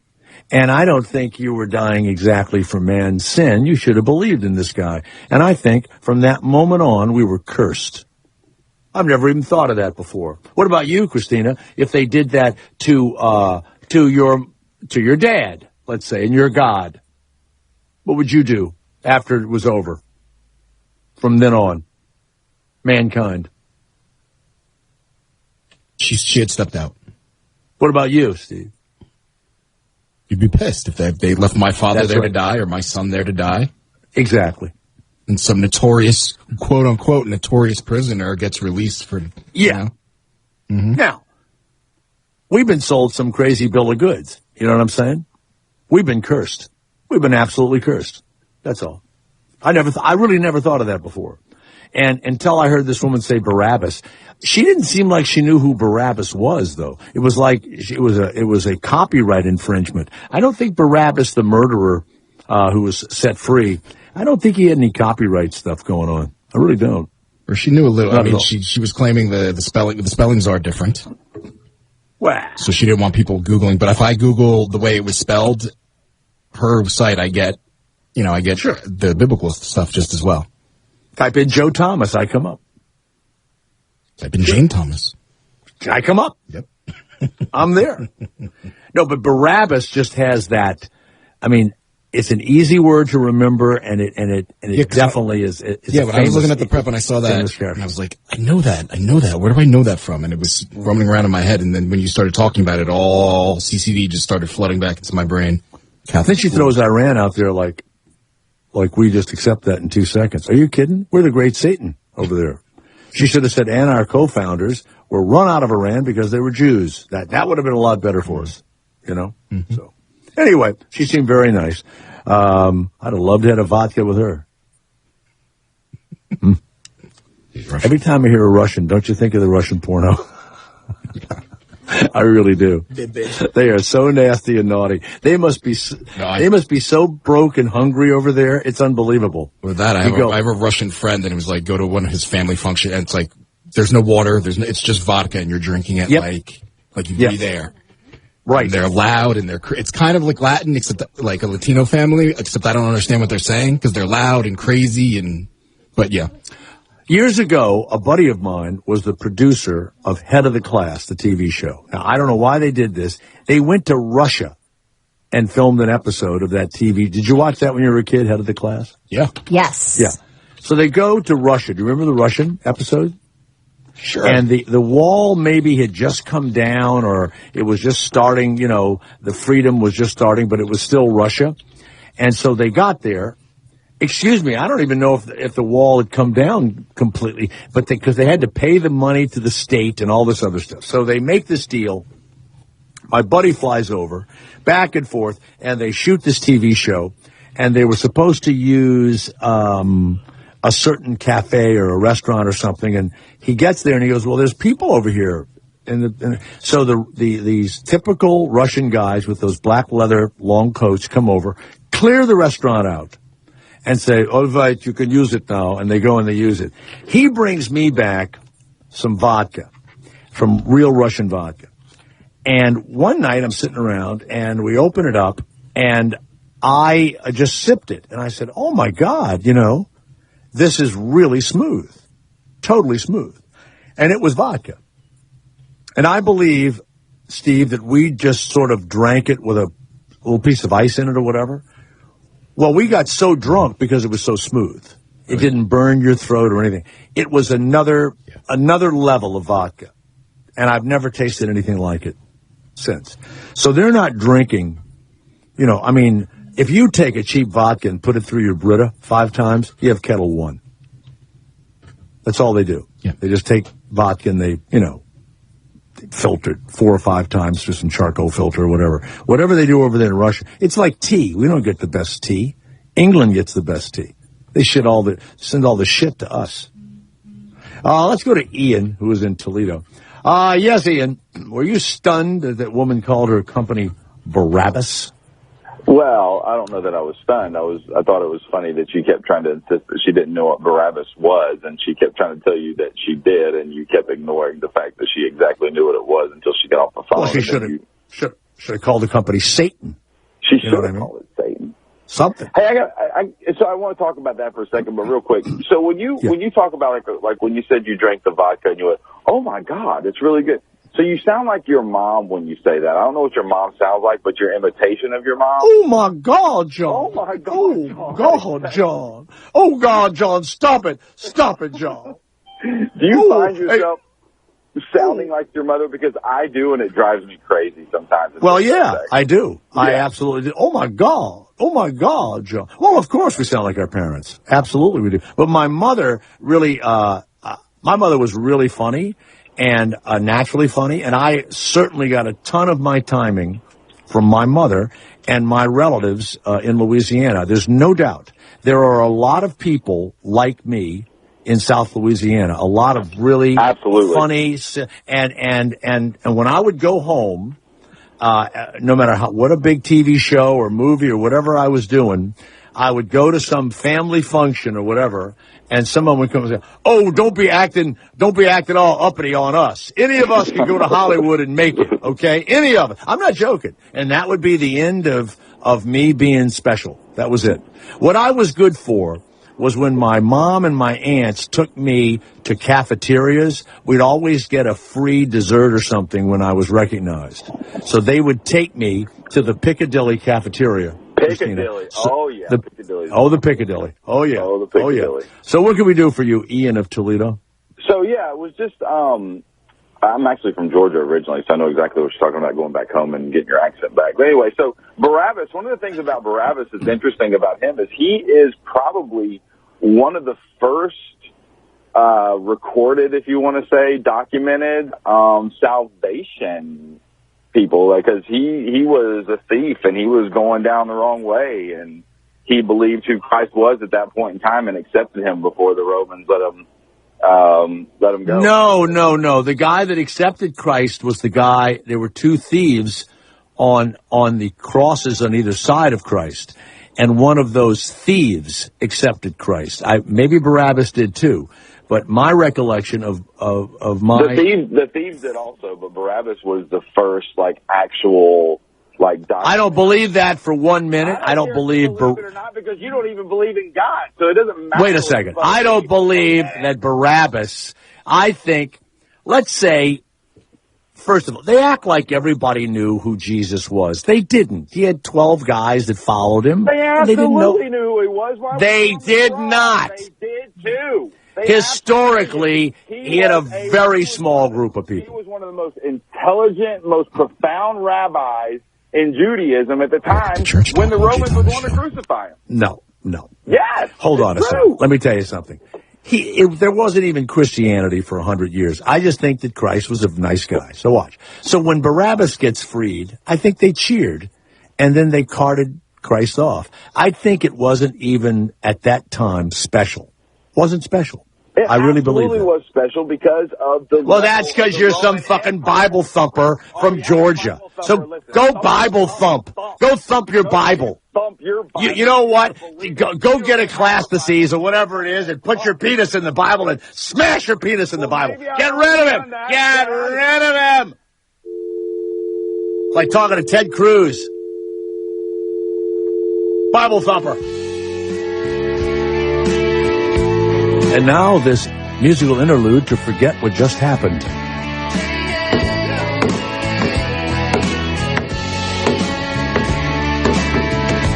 Is this a religious song or just a silly song? It's What If God Was One of Us? Just a stranger on a bus. Well, I am. What do you... Name. What would it mean? Would you Jesus. call it to his face? If you were faced with him in all his glory. Wouldn't you love Christ to come back with the robes and the whole deal, but just walk up to Ted Cruz or walk up to Hillary or any of them? They would have security remove him. Remove him. God is great. Who sings this song? Joan Osborne. God is good. Yeah. You know that men that have played Christ, their careers never do well after they play Christ. Can I get a hallelujah? Yeah. Only rollers. And apparently Joan Osborne didn't do that well afterward either. One hit wonder. Because All right. Wow. All right. Thank you. Thank you. Let's go to Dana, who is in Pennsylvania. Hello, Dana. Hey, Jay, how are you? We've had a lot of guys today who, wait, turn your radio down, please. Okay, I'm sorry. It should be off. All right. Hold on. All right. Well, it keeps coming back to me. What's going on? It's like a bad meal. What's going on? Why are we hearing myself back here? Are you on a speakerphone or something? No, I'm not. I'm just on my cell phone driving a truck. Just a signal. Is it just a signal? Yeah, probably, yeah. Now, wait a second, Steve. Can the listener hear it? Yeah. We can all hear it. All right, you know what, Dana? Christina, get his number and try and recall him because it's too aggravating. Too aggravating. Yeah. I mean, to me, yeah. I would have wanted a guy coming down with swords and a tank and just blow the friggin' Romans up. Now, I shouldn't say that because do you realize, Steve, that since I have, Italian, Sicilian blood in me, some of my ancestors might have been stationed in the Middle East? Yeah. That's true, right? Mm-hmm. That's right. So it could have been some of my blood there that, had a hand in it. I never thought about that before. The other day I was in the gym, and we have a lot of foreign exchange students that go to this community college nearby where I work out, and mostly Swedes. But this was like 5 German girls, and they really just looked like every German man or woman you've ever seen. Some attractive, some kind of chunky, but really white-skinned, and you can hear they were speaking German and stuff. And I looked at them, and I really did. I said, that's the same group that did all the horrible shit in World War II, And I've always wondered about that, too. Like, how far are they removed from that genetic hatred, I don't know. Never been able to figure that one out. It's kind of weird, isn't it? I mean, how long before you really get cleansed of all that shit? Because that was in them. It had to be in them. I mean, we did some bad shit, but we got over our shit pretty quickly. Don't you think? No, Steve, we didn't. We didn't drag it out. What, this last conversation? No. Us, the Americans. We've done terrible stuff. But we gotta get past it real fast. You know what I'm saying? We we don't have those deep-seated hatreds for long. You know what I mean? We only kill you for a short time. You know what I mean? And then then that's it. I don't know. I wonder sometimes. Just think about that, Christina. We could have had relatives at the crucifixion. Think about it. You and I. Can you imagine? I know. Right. And when you see those mob movies, it makes sense, doesn't it? It does. Yeah. Shut up. Put him in the box. Put him in the fucking box. Put him until in the he talks. bedroom. Yeah, till he talks. Put him in there. Like, Italians always get upset. I'm going to cut your face out. I'm going to pull your tongue out. Like that. You can imagine Pontius Pilate. They gave him some shit, right? He went crazy. First of all, his name was Pontius Pilate. Right. Let's go to Dana, who's in Pennsylvania. Yes, Dana, go ahead. We've you know what? Wow. Still happening. You got some cheap phone or Checked it something. on here, and it didn't happen. I probably do. I apologize. But I just had a good story to tell you about Russian vodka, so. You just talk and I won't. All right. My wife is Russian, and when I was there one time, I saw them. We were walking to her parents' house, and I saw them passing mason jars through windows in the apartment buildings over there. They were making bathtub vodka with like antifreeze and stuff. No, well, that's not the vodka that I was. We wasted a lot of time. The vodka I'm talking about is that real Russian vodka that's made over there with the potatoes or whatever the hell they made it with. Get rid of him, please. Please get rid of him. We went out of our way for you. Stupid. Making vodka with antifreeze. Can I get a hallelujah? Yeah. You know what I love? I love going into the drugstore and they've got all the cough syrup hidden. You like making some scissor? Yeah. And it's like, so what's the criteria for me buying that cough syrup? That is over the counter. It's not prescription. what do I have to do? Give them my ID and stuff? Is that what they want? I mean, what stops me from buying a few packs of it? Profiling. Really? Probably won't sell it to kids. It's the codeine. They don't sell it to kids. Okay. They won't sell it. So if you're young or something like that, they won't sell it to you. I don't think I've ever taken enough cough syrup in my life to feel anything crazy. Could I just take a whole bottle of it and over the counter and I would get all loopy? I guess it depends how those kind of things affect you. Because, like, I take NyQuil and it doesn't, like, knock me out or anything like that. Yeah, like things like Benadryl, people get drowsy. I don't get drowsy. Yeah, I don't either, but I do get medicine head from daytime stuff. That really screws me up. I don't take many of those things. Wow. I saw that the other day. I was in there going, what's in there? So you take all that stuff home and you make meth with it, and then what is the what's syrup? How do you put the codeine in like soda and stuff in the orange drink? You're mixing it with stuff, yeah. I'd want stuff that tasted good, God, oof. I have trouble with Red Bull, vodka and Red ruins the vodka. So they usually throw it like with some soda, like Sprite and maybe a Jolly Rancher or something to sweeten it. Oh, Jesus! That's what it says here. Oh.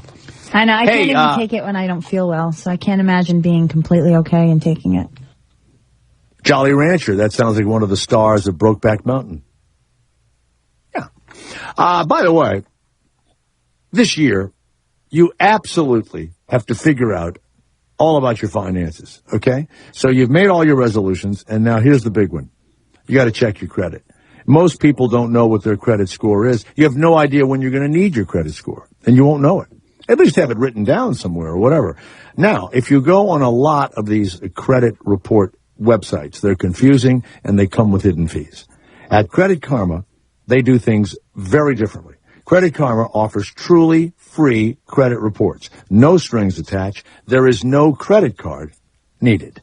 And access to special offers and the incredibly easy-to-use CreditKarma.com, and 45 million members are already using it, makes it so simple for you to get, your free credit report. Go to CreditKarma.com/comedy to get your free credit report. And, of course, we can't help you with any of those other New Year's resolutions, but we can make you confident in your finances this year. Or if you think you need to change something. Get your free credit report by visiting CreditKarma.com/comedy right now. Is there something you're just dying to tell Jay about, but don't dare want to call in? Email the show, jthomasshow@gmail.com, or try the voice box, 347-6-SIRIUS. We promise, you don't need to speak to anyone. Just talk after the beep. Is there anybody alive out there? Bruce Springsteen is back on the road for his 2016 River Tour. Everybody's got SiriusXM's E Street Radio is giving you exclusive access with select pre-show broadcasts and full concerts. Bruce Springsteen's 2016 River Tour on E Street Radio, Channel 20, and streaming on the SiriusXM app. Be honest. Will owning a bigger TV help you get ahead in life? Will another pair of shoes make you a better person? Probably not. But what if you could speak another language? If acquiring a new language excites you more than acquiring more stuff, then wait until you hear this. As part of its biggest language learning event in history, Rosetta Stone is giving away demos of its powerful language learning software absolutely free. For your free demo, call 1-800-921-5663. And Rosetta Stone has made language learning more convenient than ever. Learn on your computer or iPad, then practice on the go with your smartphone or MP3 player without ever opening a book or memorizing boring vocabulary again. Do you want more stuff, or do you want a language that will last a lifetime? After all, it's all about priorities. To try a free demo of this powerful language learning software, call 1-800-921-5663. Again, get your free demo now. 1-800-921-5663. That's 1-800-921-5663. Credit Karma. They do things differently. Credit Karma offers truly free credit reports. No strings attached. No credit card is required. With Credit Karma, you get a free report, helpful tools, and access to special offers. It's an incredibly easy service to use. There are 45 million members already using it. It's Credit Karma. You go to creditkarma.com/comedy, and they're there waiting for you. If you need help with any other resolutions, we really can help you. You want to check your credit? Most people don't even know their credit score. So now, if you haven't checked it in a while, you're going to need to know what's going on. And by the way, it is not like other websites. These credit reports are not confusing. They don't come with any hidden fees. Credit Karma offers truly free credit reports, no strings attached. Visit creditkarma.com/comedy for your free report right now.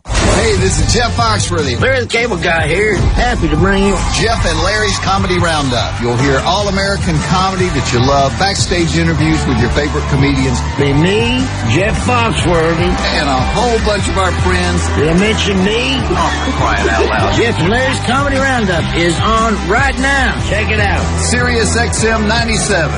Or listen on the Sirius XM app. You're going to love it. I promise. Comedy Greats on Sirius XM. Slaying the truth, whether it's real or not. There's no room for honesty on the Jay Thomas Show. And now, your truth seeker, Jay Thomas. I got the magic in me. Every time I touch that track, it turns into gold.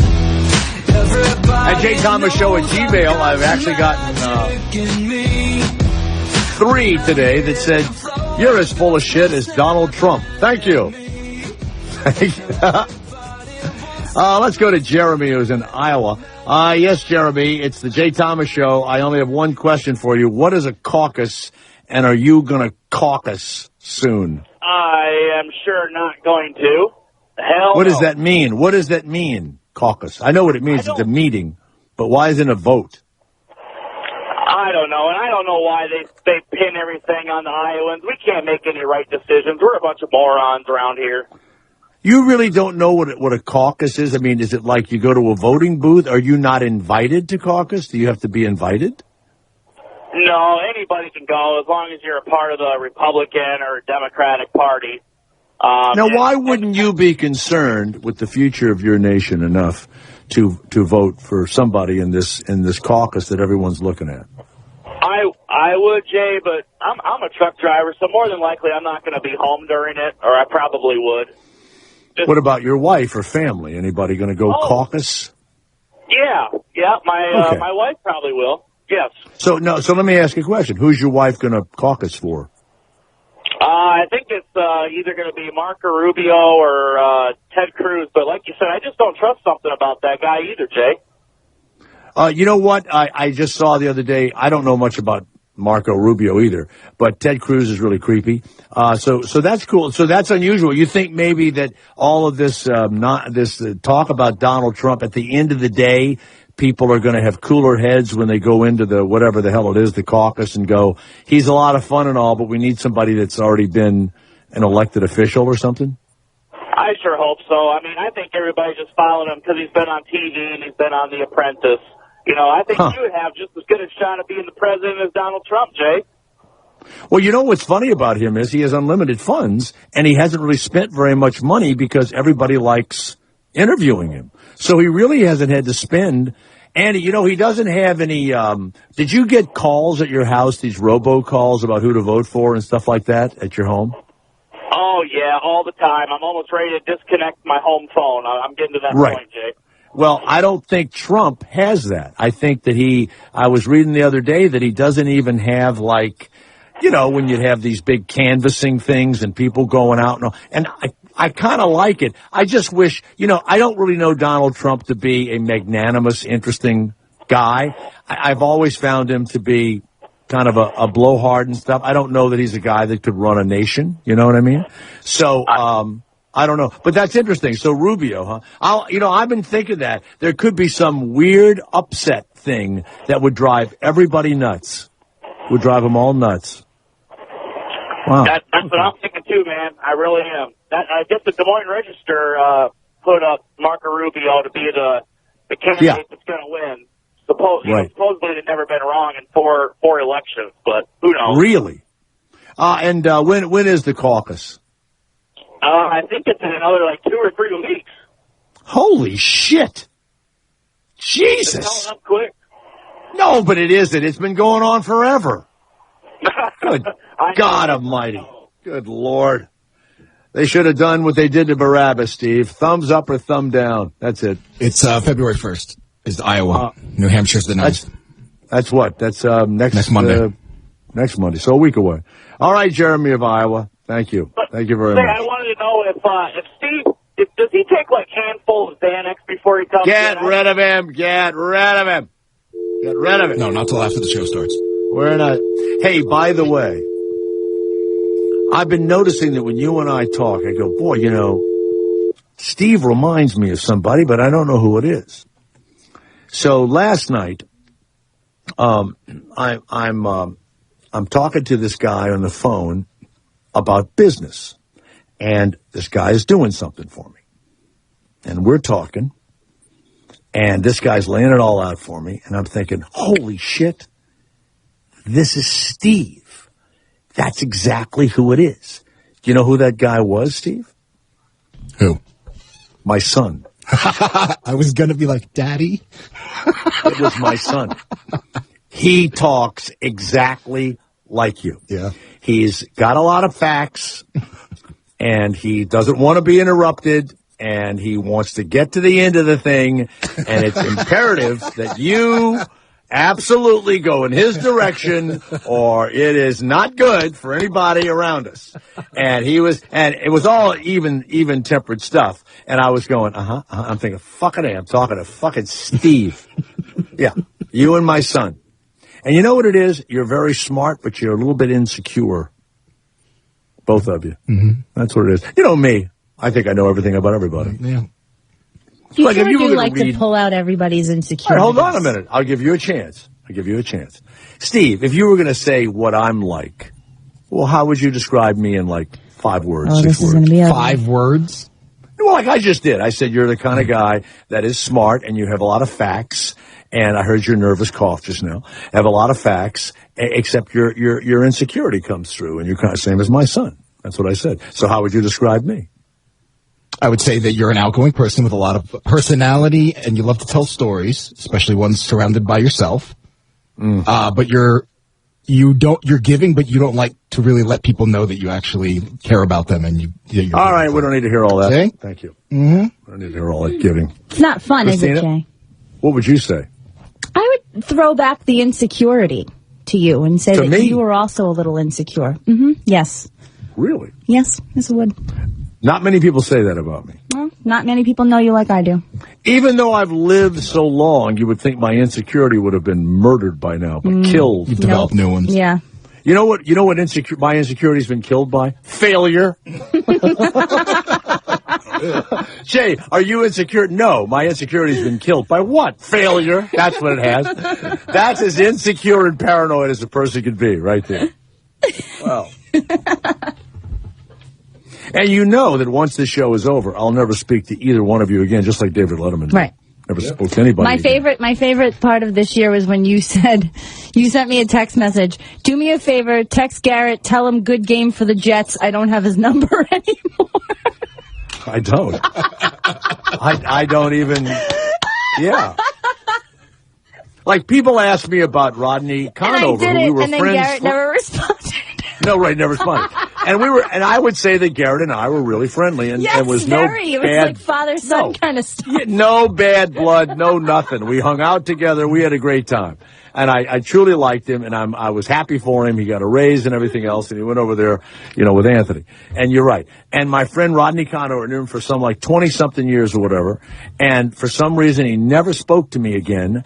And I tried one time to figure out what I might have done or anything, and I couldn't. And so I just got in my phone and I erased his phone number. And I never thought of it again. And my wife said to me, she says, don't you miss talking to Rodney? And I go, no, not. We talked a lot, over 20 years. We really did. I know. I am like that. It's, like people go, hey, are you friendly with any of the people from the show? No, but I never, even whether they would have been friendly with me or not, I never ever tried to talk to them again. And the people that I do continue to contact are complete zeros. That's the other thing. I mean, you talk about meaningless conversations. You've been around TK and I, haven't you? Oh, yeah. Meaningless. Totally meaningless. There's nothing about the earth or, the only thing is that when we play golf together, he always sees this hawk in a tree, and he says that hawk is there because he's there. I swear to God. That's not the drugs at all. See that hawk? I go, what hawk? I'm trying to hit the ball. I go, would you leave me alone? He goes, would you stop for a moment? Look up there. And so I'll see this bird up there. I go, you know that when you were here by yourself, was that bird there? I go, I don't know. No, it wasn't. That bird knows that I'm here. I swear to God. And then he goes, we ought to be filming this. That's what he says. We ought to be filming this. I said, you know what? If we knew this was going to happen, we would film it. But we don't. No one knows what's going to happen. Idiot. Let's go to Jason of Alberta. Yes, Jason. What would be one of the great movies you've ever seen that wasn't nominated for an Academy Award? Oh, you have one? I definitely have to say Dumb and Dumber 2, and I nominate you, Jay. I wasn't in Dumb and Dumber 2. Yes, you were. I was. Weren't you the guy that was all painted up and That's right. camel? All right. Yeah. I was watching it this morning. Right. And you know what, though? That was by the way, I'm uncredited in that because I just did that for the money. I really kind of felt sorry for all of the actors in it because all of us were desperate. All of us. Why? Because we're trying to resurrect old careers and stuff like that? We just needed a paycheck, all of us. We needed something. I've done some really shitty, uncredited movies. That's what I was thinking, actually. The fact is that you pop up in the strangest movies that I would never picture you being in. All of a sudden, there you are. You know what I mean? It's like I did a couple this year, and I see them. I see them on Netflix and stuff. And I played. I play the Secretary of State, Steve, or something. In some movie about the end of the world or some kind of a virus or something, and they send me notes all the time. Hey, it's coming to DVD, and I go, yep, erase. Goodbye, trash can. So there we go. All right, Dumb and Dumber 2. Everyone's got to pay their bills somehow, and you betcha. One of these guys that just doesn't make a big deal about nothing. If you got a paycheck to hand you for whatever thing that they want to do with you, you're ready to do it. So you know what? Actually, that really is a better description than I'm insecure. Well, there's one other thing I wanted to bring up though, just quickly. I noticed that that makeup job they did was really good. I mean, the camouflage. You could not even tell that you had the mailbag attached to your hip. I knew it. I was waiting for it. Get rid of this complete asshole. Get rid of him. It's always the last thing they say. Let's go to Tom, who's in New York. Yes, Tom, it's Jay Thomas. Go ahead. Jay, I'd like to be your personal friend, but the question I have for you is, why did people in the left lane not move over on a 3-lane highway when you're behind them? Do you know? I'll never you know what? What's funny? I'll be going like maybe 75 in a 65 or maybe close to 80.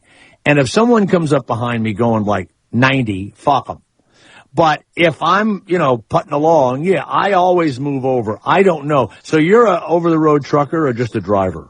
No, I'm the guy that helped Ira. Right. Well, I don't know why, and get rid of him, please, because he's creepy. Get rid of him. That's a creepy guy right there, Christina. Ooh, that guy's creepy. I don't have any comment. He is really creepy. No comment. He seemed at all. so normal, and then he got in our presence. It was like doing that live show. Oh my God. The woman that was crying and everything, and maybe she's listening now. Don't do that ever again to me, okay? Please. It was so weird that you met me and you cried and all. It's like, no, please, stop it. It was so odd. And the husband just stood there, and I said, can't you, control her? Jesus. Let's go to Steve of Georgia. Yes, Steve, it's Jay Thomas. Go ahead. Hey, Jay, how you doing? We were talking about movies that should have been nominated in the past, and Kevin Costner did a movie that reminded me about you. What was it? The Mailman. Get rid of him. Get rid of him. That's it. That's it. That's it. That's it. I don't even want to take another one. So upset right now. So unhappy. Let's go to Eric of Wisconsin. Yes, Eric, go ahead. Hey, Jay, Peacemaker with George Clooney. You're the helicopter pilot for the news station. All right, get rid of him. Get rid of him. We don't need to hear the fucking stupid 10-second fucking movies I was in. No, it's terrible. No, it's awful. And, I'm in Dragonfly, and I play Kevin Costner's best friend, and they cut me out, and I'm in for like a minute and a half. Oh, God. I went to the screening of that. I knew it was a bad movie. I go to the screening. I'm the only actor in the movie that attended the screening. Is that not weird? I mean, maybe there was some other, subliminal actors or whatever, but I had played his friend. And that's the one that guy, Tom Shadyac, Steve, after he directed it, he gave all his possessions away, sold everything or something, and started wearing the white robe. Does he still have a show at Sirius XM, Shadyac? Remember that? Yeah, he had the one big couch show. I don't think it's... Yeah. No, I actually think he moved to TV. He's like on CNN or one of those MSNBC channel thingies. He made like $1 billion worth of movies with Jim Carrey and stuff, Yeah. And does he wear a white robe? Does he, then I thought he was going to direct another movie or raise money for another movie or whatever. But that's the one that did it to him. Yeah. By the way, a lot of folks have been asking me about what I think of, is it B.O.B.? Is that him? B.O.B.? Yeah. 2 capital B's, declaring to his millions of Twitter followers that despite everything we've ever learned, the earth is flat. Now, I know that, was it Sherry Shepherd did that one time on The View or whatever. I got to tell you, it's so stupid that why are we even dealing with it? And he's also saying that no one landed on the moon or whatever. It's just very odd. First of all, do you not think there's a space station up there and that when the rockets have gone up, whether they had a person in them or not, they would take a picture of this orb, orb? Neil deGrasse Tyson is over B.O.B.'s flat earth theories. The rapper's tweet supporting a conspiracy theory about the earth being flat went viral. Only for America's favorite celebrity physicist to correct B.O.B.'s misconceptions. Globalists see me as a threat. Free thinking, got the world at my neck. Am I paranoid? Picture Malcolm X in a room full of pigs trying not to bust a sweat. Hey, Neil Tyson need to loosen up his vest. They probably write that man one hell of a check. Hey, I'm over here on this side of town. Come on over here, try to clown. Hey, I never pipe down. If they weren't coming for me, then they definitely coming for me now. I can't even keep my phone charged up. All the shit I'm talking, I should get my own barred up. Rappers, get off on my dick and get your own bars up. Vladimir and Liz's breath. Now, I'll tell you something right now. The Straight Outta Compton movie, when you think about it, if every fucking thing wasn't said by rappers 10, 15 years ago, I'm sorry. Every one of these guys, I know he's a big deal. Turn it up. He's not saying one thing different than anybody else. Except you got me once, but that died. Hey, voice. Do I have a voice? Do I give a fuck? Do I have a choice? Joint. You don't want to hear something else? I roll up a joint, keep my shooters in the mentally, he doesn't have the brightness or the intellectual abilities of Ice Cube or Eazy-E. I mean, those guys, Dr. Dre, for Christ's sakes, get rid of that shit. Get rid of it. What an idiot. What a fucking idiot. And if you've never seen Hustle and Flow, holy shit, what a great movie. Now, Terrence Howard, believe it or not, owes a lot of his career to me. Did you know that, Christina? I don't think I knew that. Steve, did you know Terrence Howard owned a lot of his career to me? How so? In fact, I introduced Terrence Howard in his first movie. That's right. In Mr. Holland's Opus, I'm walking on the football field with Richard Dreyfuss, and he wants me to help him get the band to march properly. Yeah. And I turn and I say, I will if you'll help. And I point, and Terrence Howard is in the stands. And I said, that's whatever the guy's name is. And if you'll help him in your classroom, okay. And then they cut back to us. And then in the next scene, well, you see Terrence Howard learning how to play a drum and everything else, and Dreyfuss starts to really like him. And then in the movie Mr. Holland's Opus, he's killed in Vietnam. Okay? Huh. Terrence Howard. Yes. That's right. That's right. J. Tom. He doesn't even know I did that. Has no idea. A simple point for me at that point. A simple, gesture with my hand. Perhaps spread pixie dust or whatever it is that you were throwing out of yourself yesterday, Christina. Whatever. What was that? The glitter bombs? The glitter bombs out of your asshole. Yeah. Yeah. I had a glitter bomb right on top of it. All right.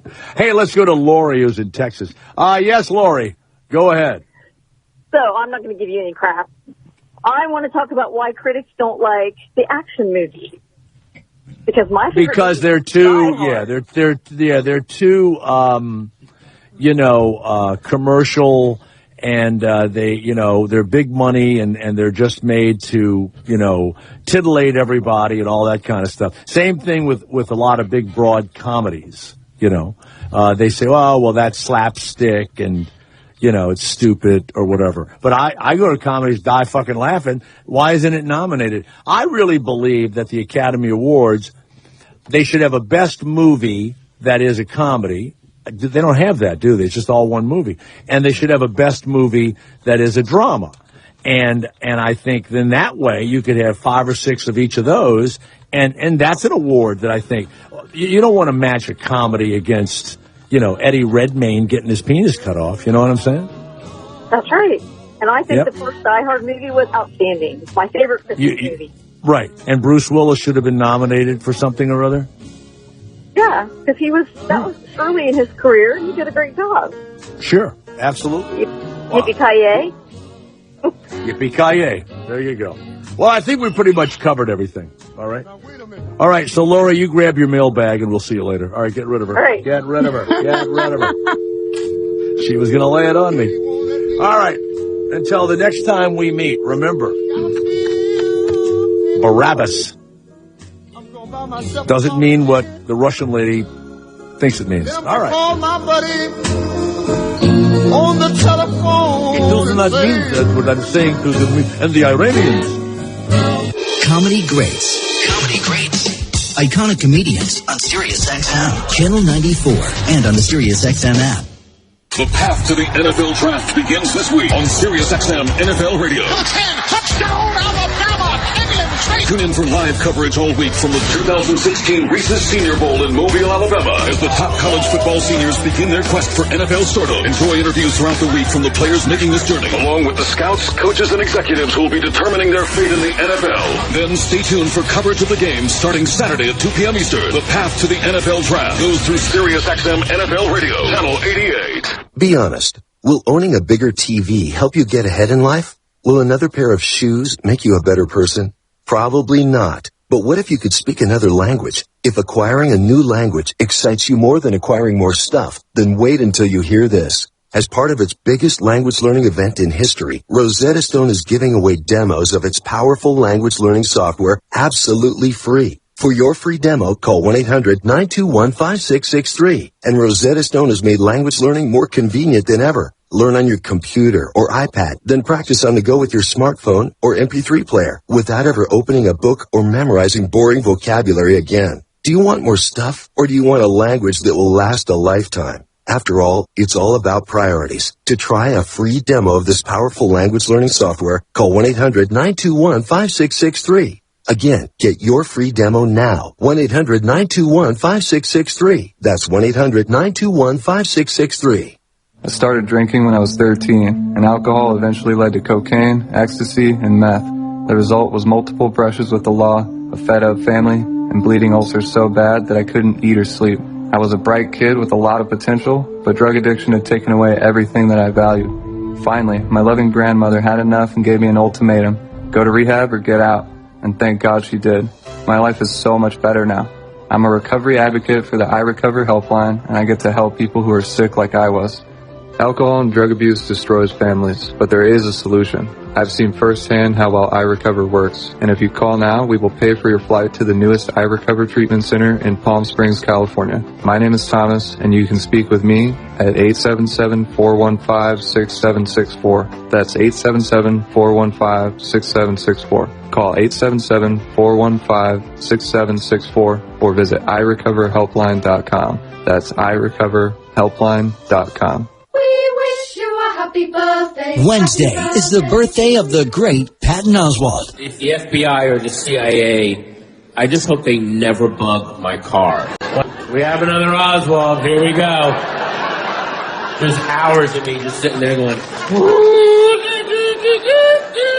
To celebrate, we're playing his comedy all day and his Unmasked with Ron Bennington at 6 p.m. Eastern. Happy birthday, Patton Oswalt. Wednesday on Comedy Greats 94. Sirius XM Comedy Greats. The thrill is gone. Why does feeling bad It's gone away from me. sound so good? I'm a man. Discover the world of the blues. Come on, baby, don't you wanna go On a channel dedicated to nothing but the blues. back to the same old place, sweet home Chicago. B.B. Kang's Bluesville. Sirius XM Channel 70. The following is an incredible, life-changing free offer for anyone with hearing problems who wants to start hearing everything more clearly again. We're now offering free in-home trials of a revolutionary hearing breakthrough called Listen Clear to anyone who calls this special toll-free number now. 1-800-957-9364. Call in the next 10 minutes and you'll also qualify for free shipping and free batteries for life. Listen Clear is precisely designed by top audio engineers. It adjusts to let you find the perfect way to hear everything, wherever you are and whatever you're doing. And Listen Clear is so invisible, people may not even know you're wearing it. And it's so lightweight, you may even forget you're wearing it too. Don't miss this special life-changing opportunity to hear everything more clearly again for free with a 100% free in-home trial, free shipping, and even free batteries for life. For free information, call now. 1-800-957-9364. That's 1-800-957-9364. 1-800-957-9364. You need help with your New Year's resolutions. Unfortunately, we can't do your ab crunches. That one's on you. But if you want to feel more confident about your finances this year, there's one simple thing you can do. Check your credit. Most people don't know their credit score, or they haven't checked their report in a while. And who can blame them? Most websites that offer credit reports are confusing and come with hidden fees. Credit cards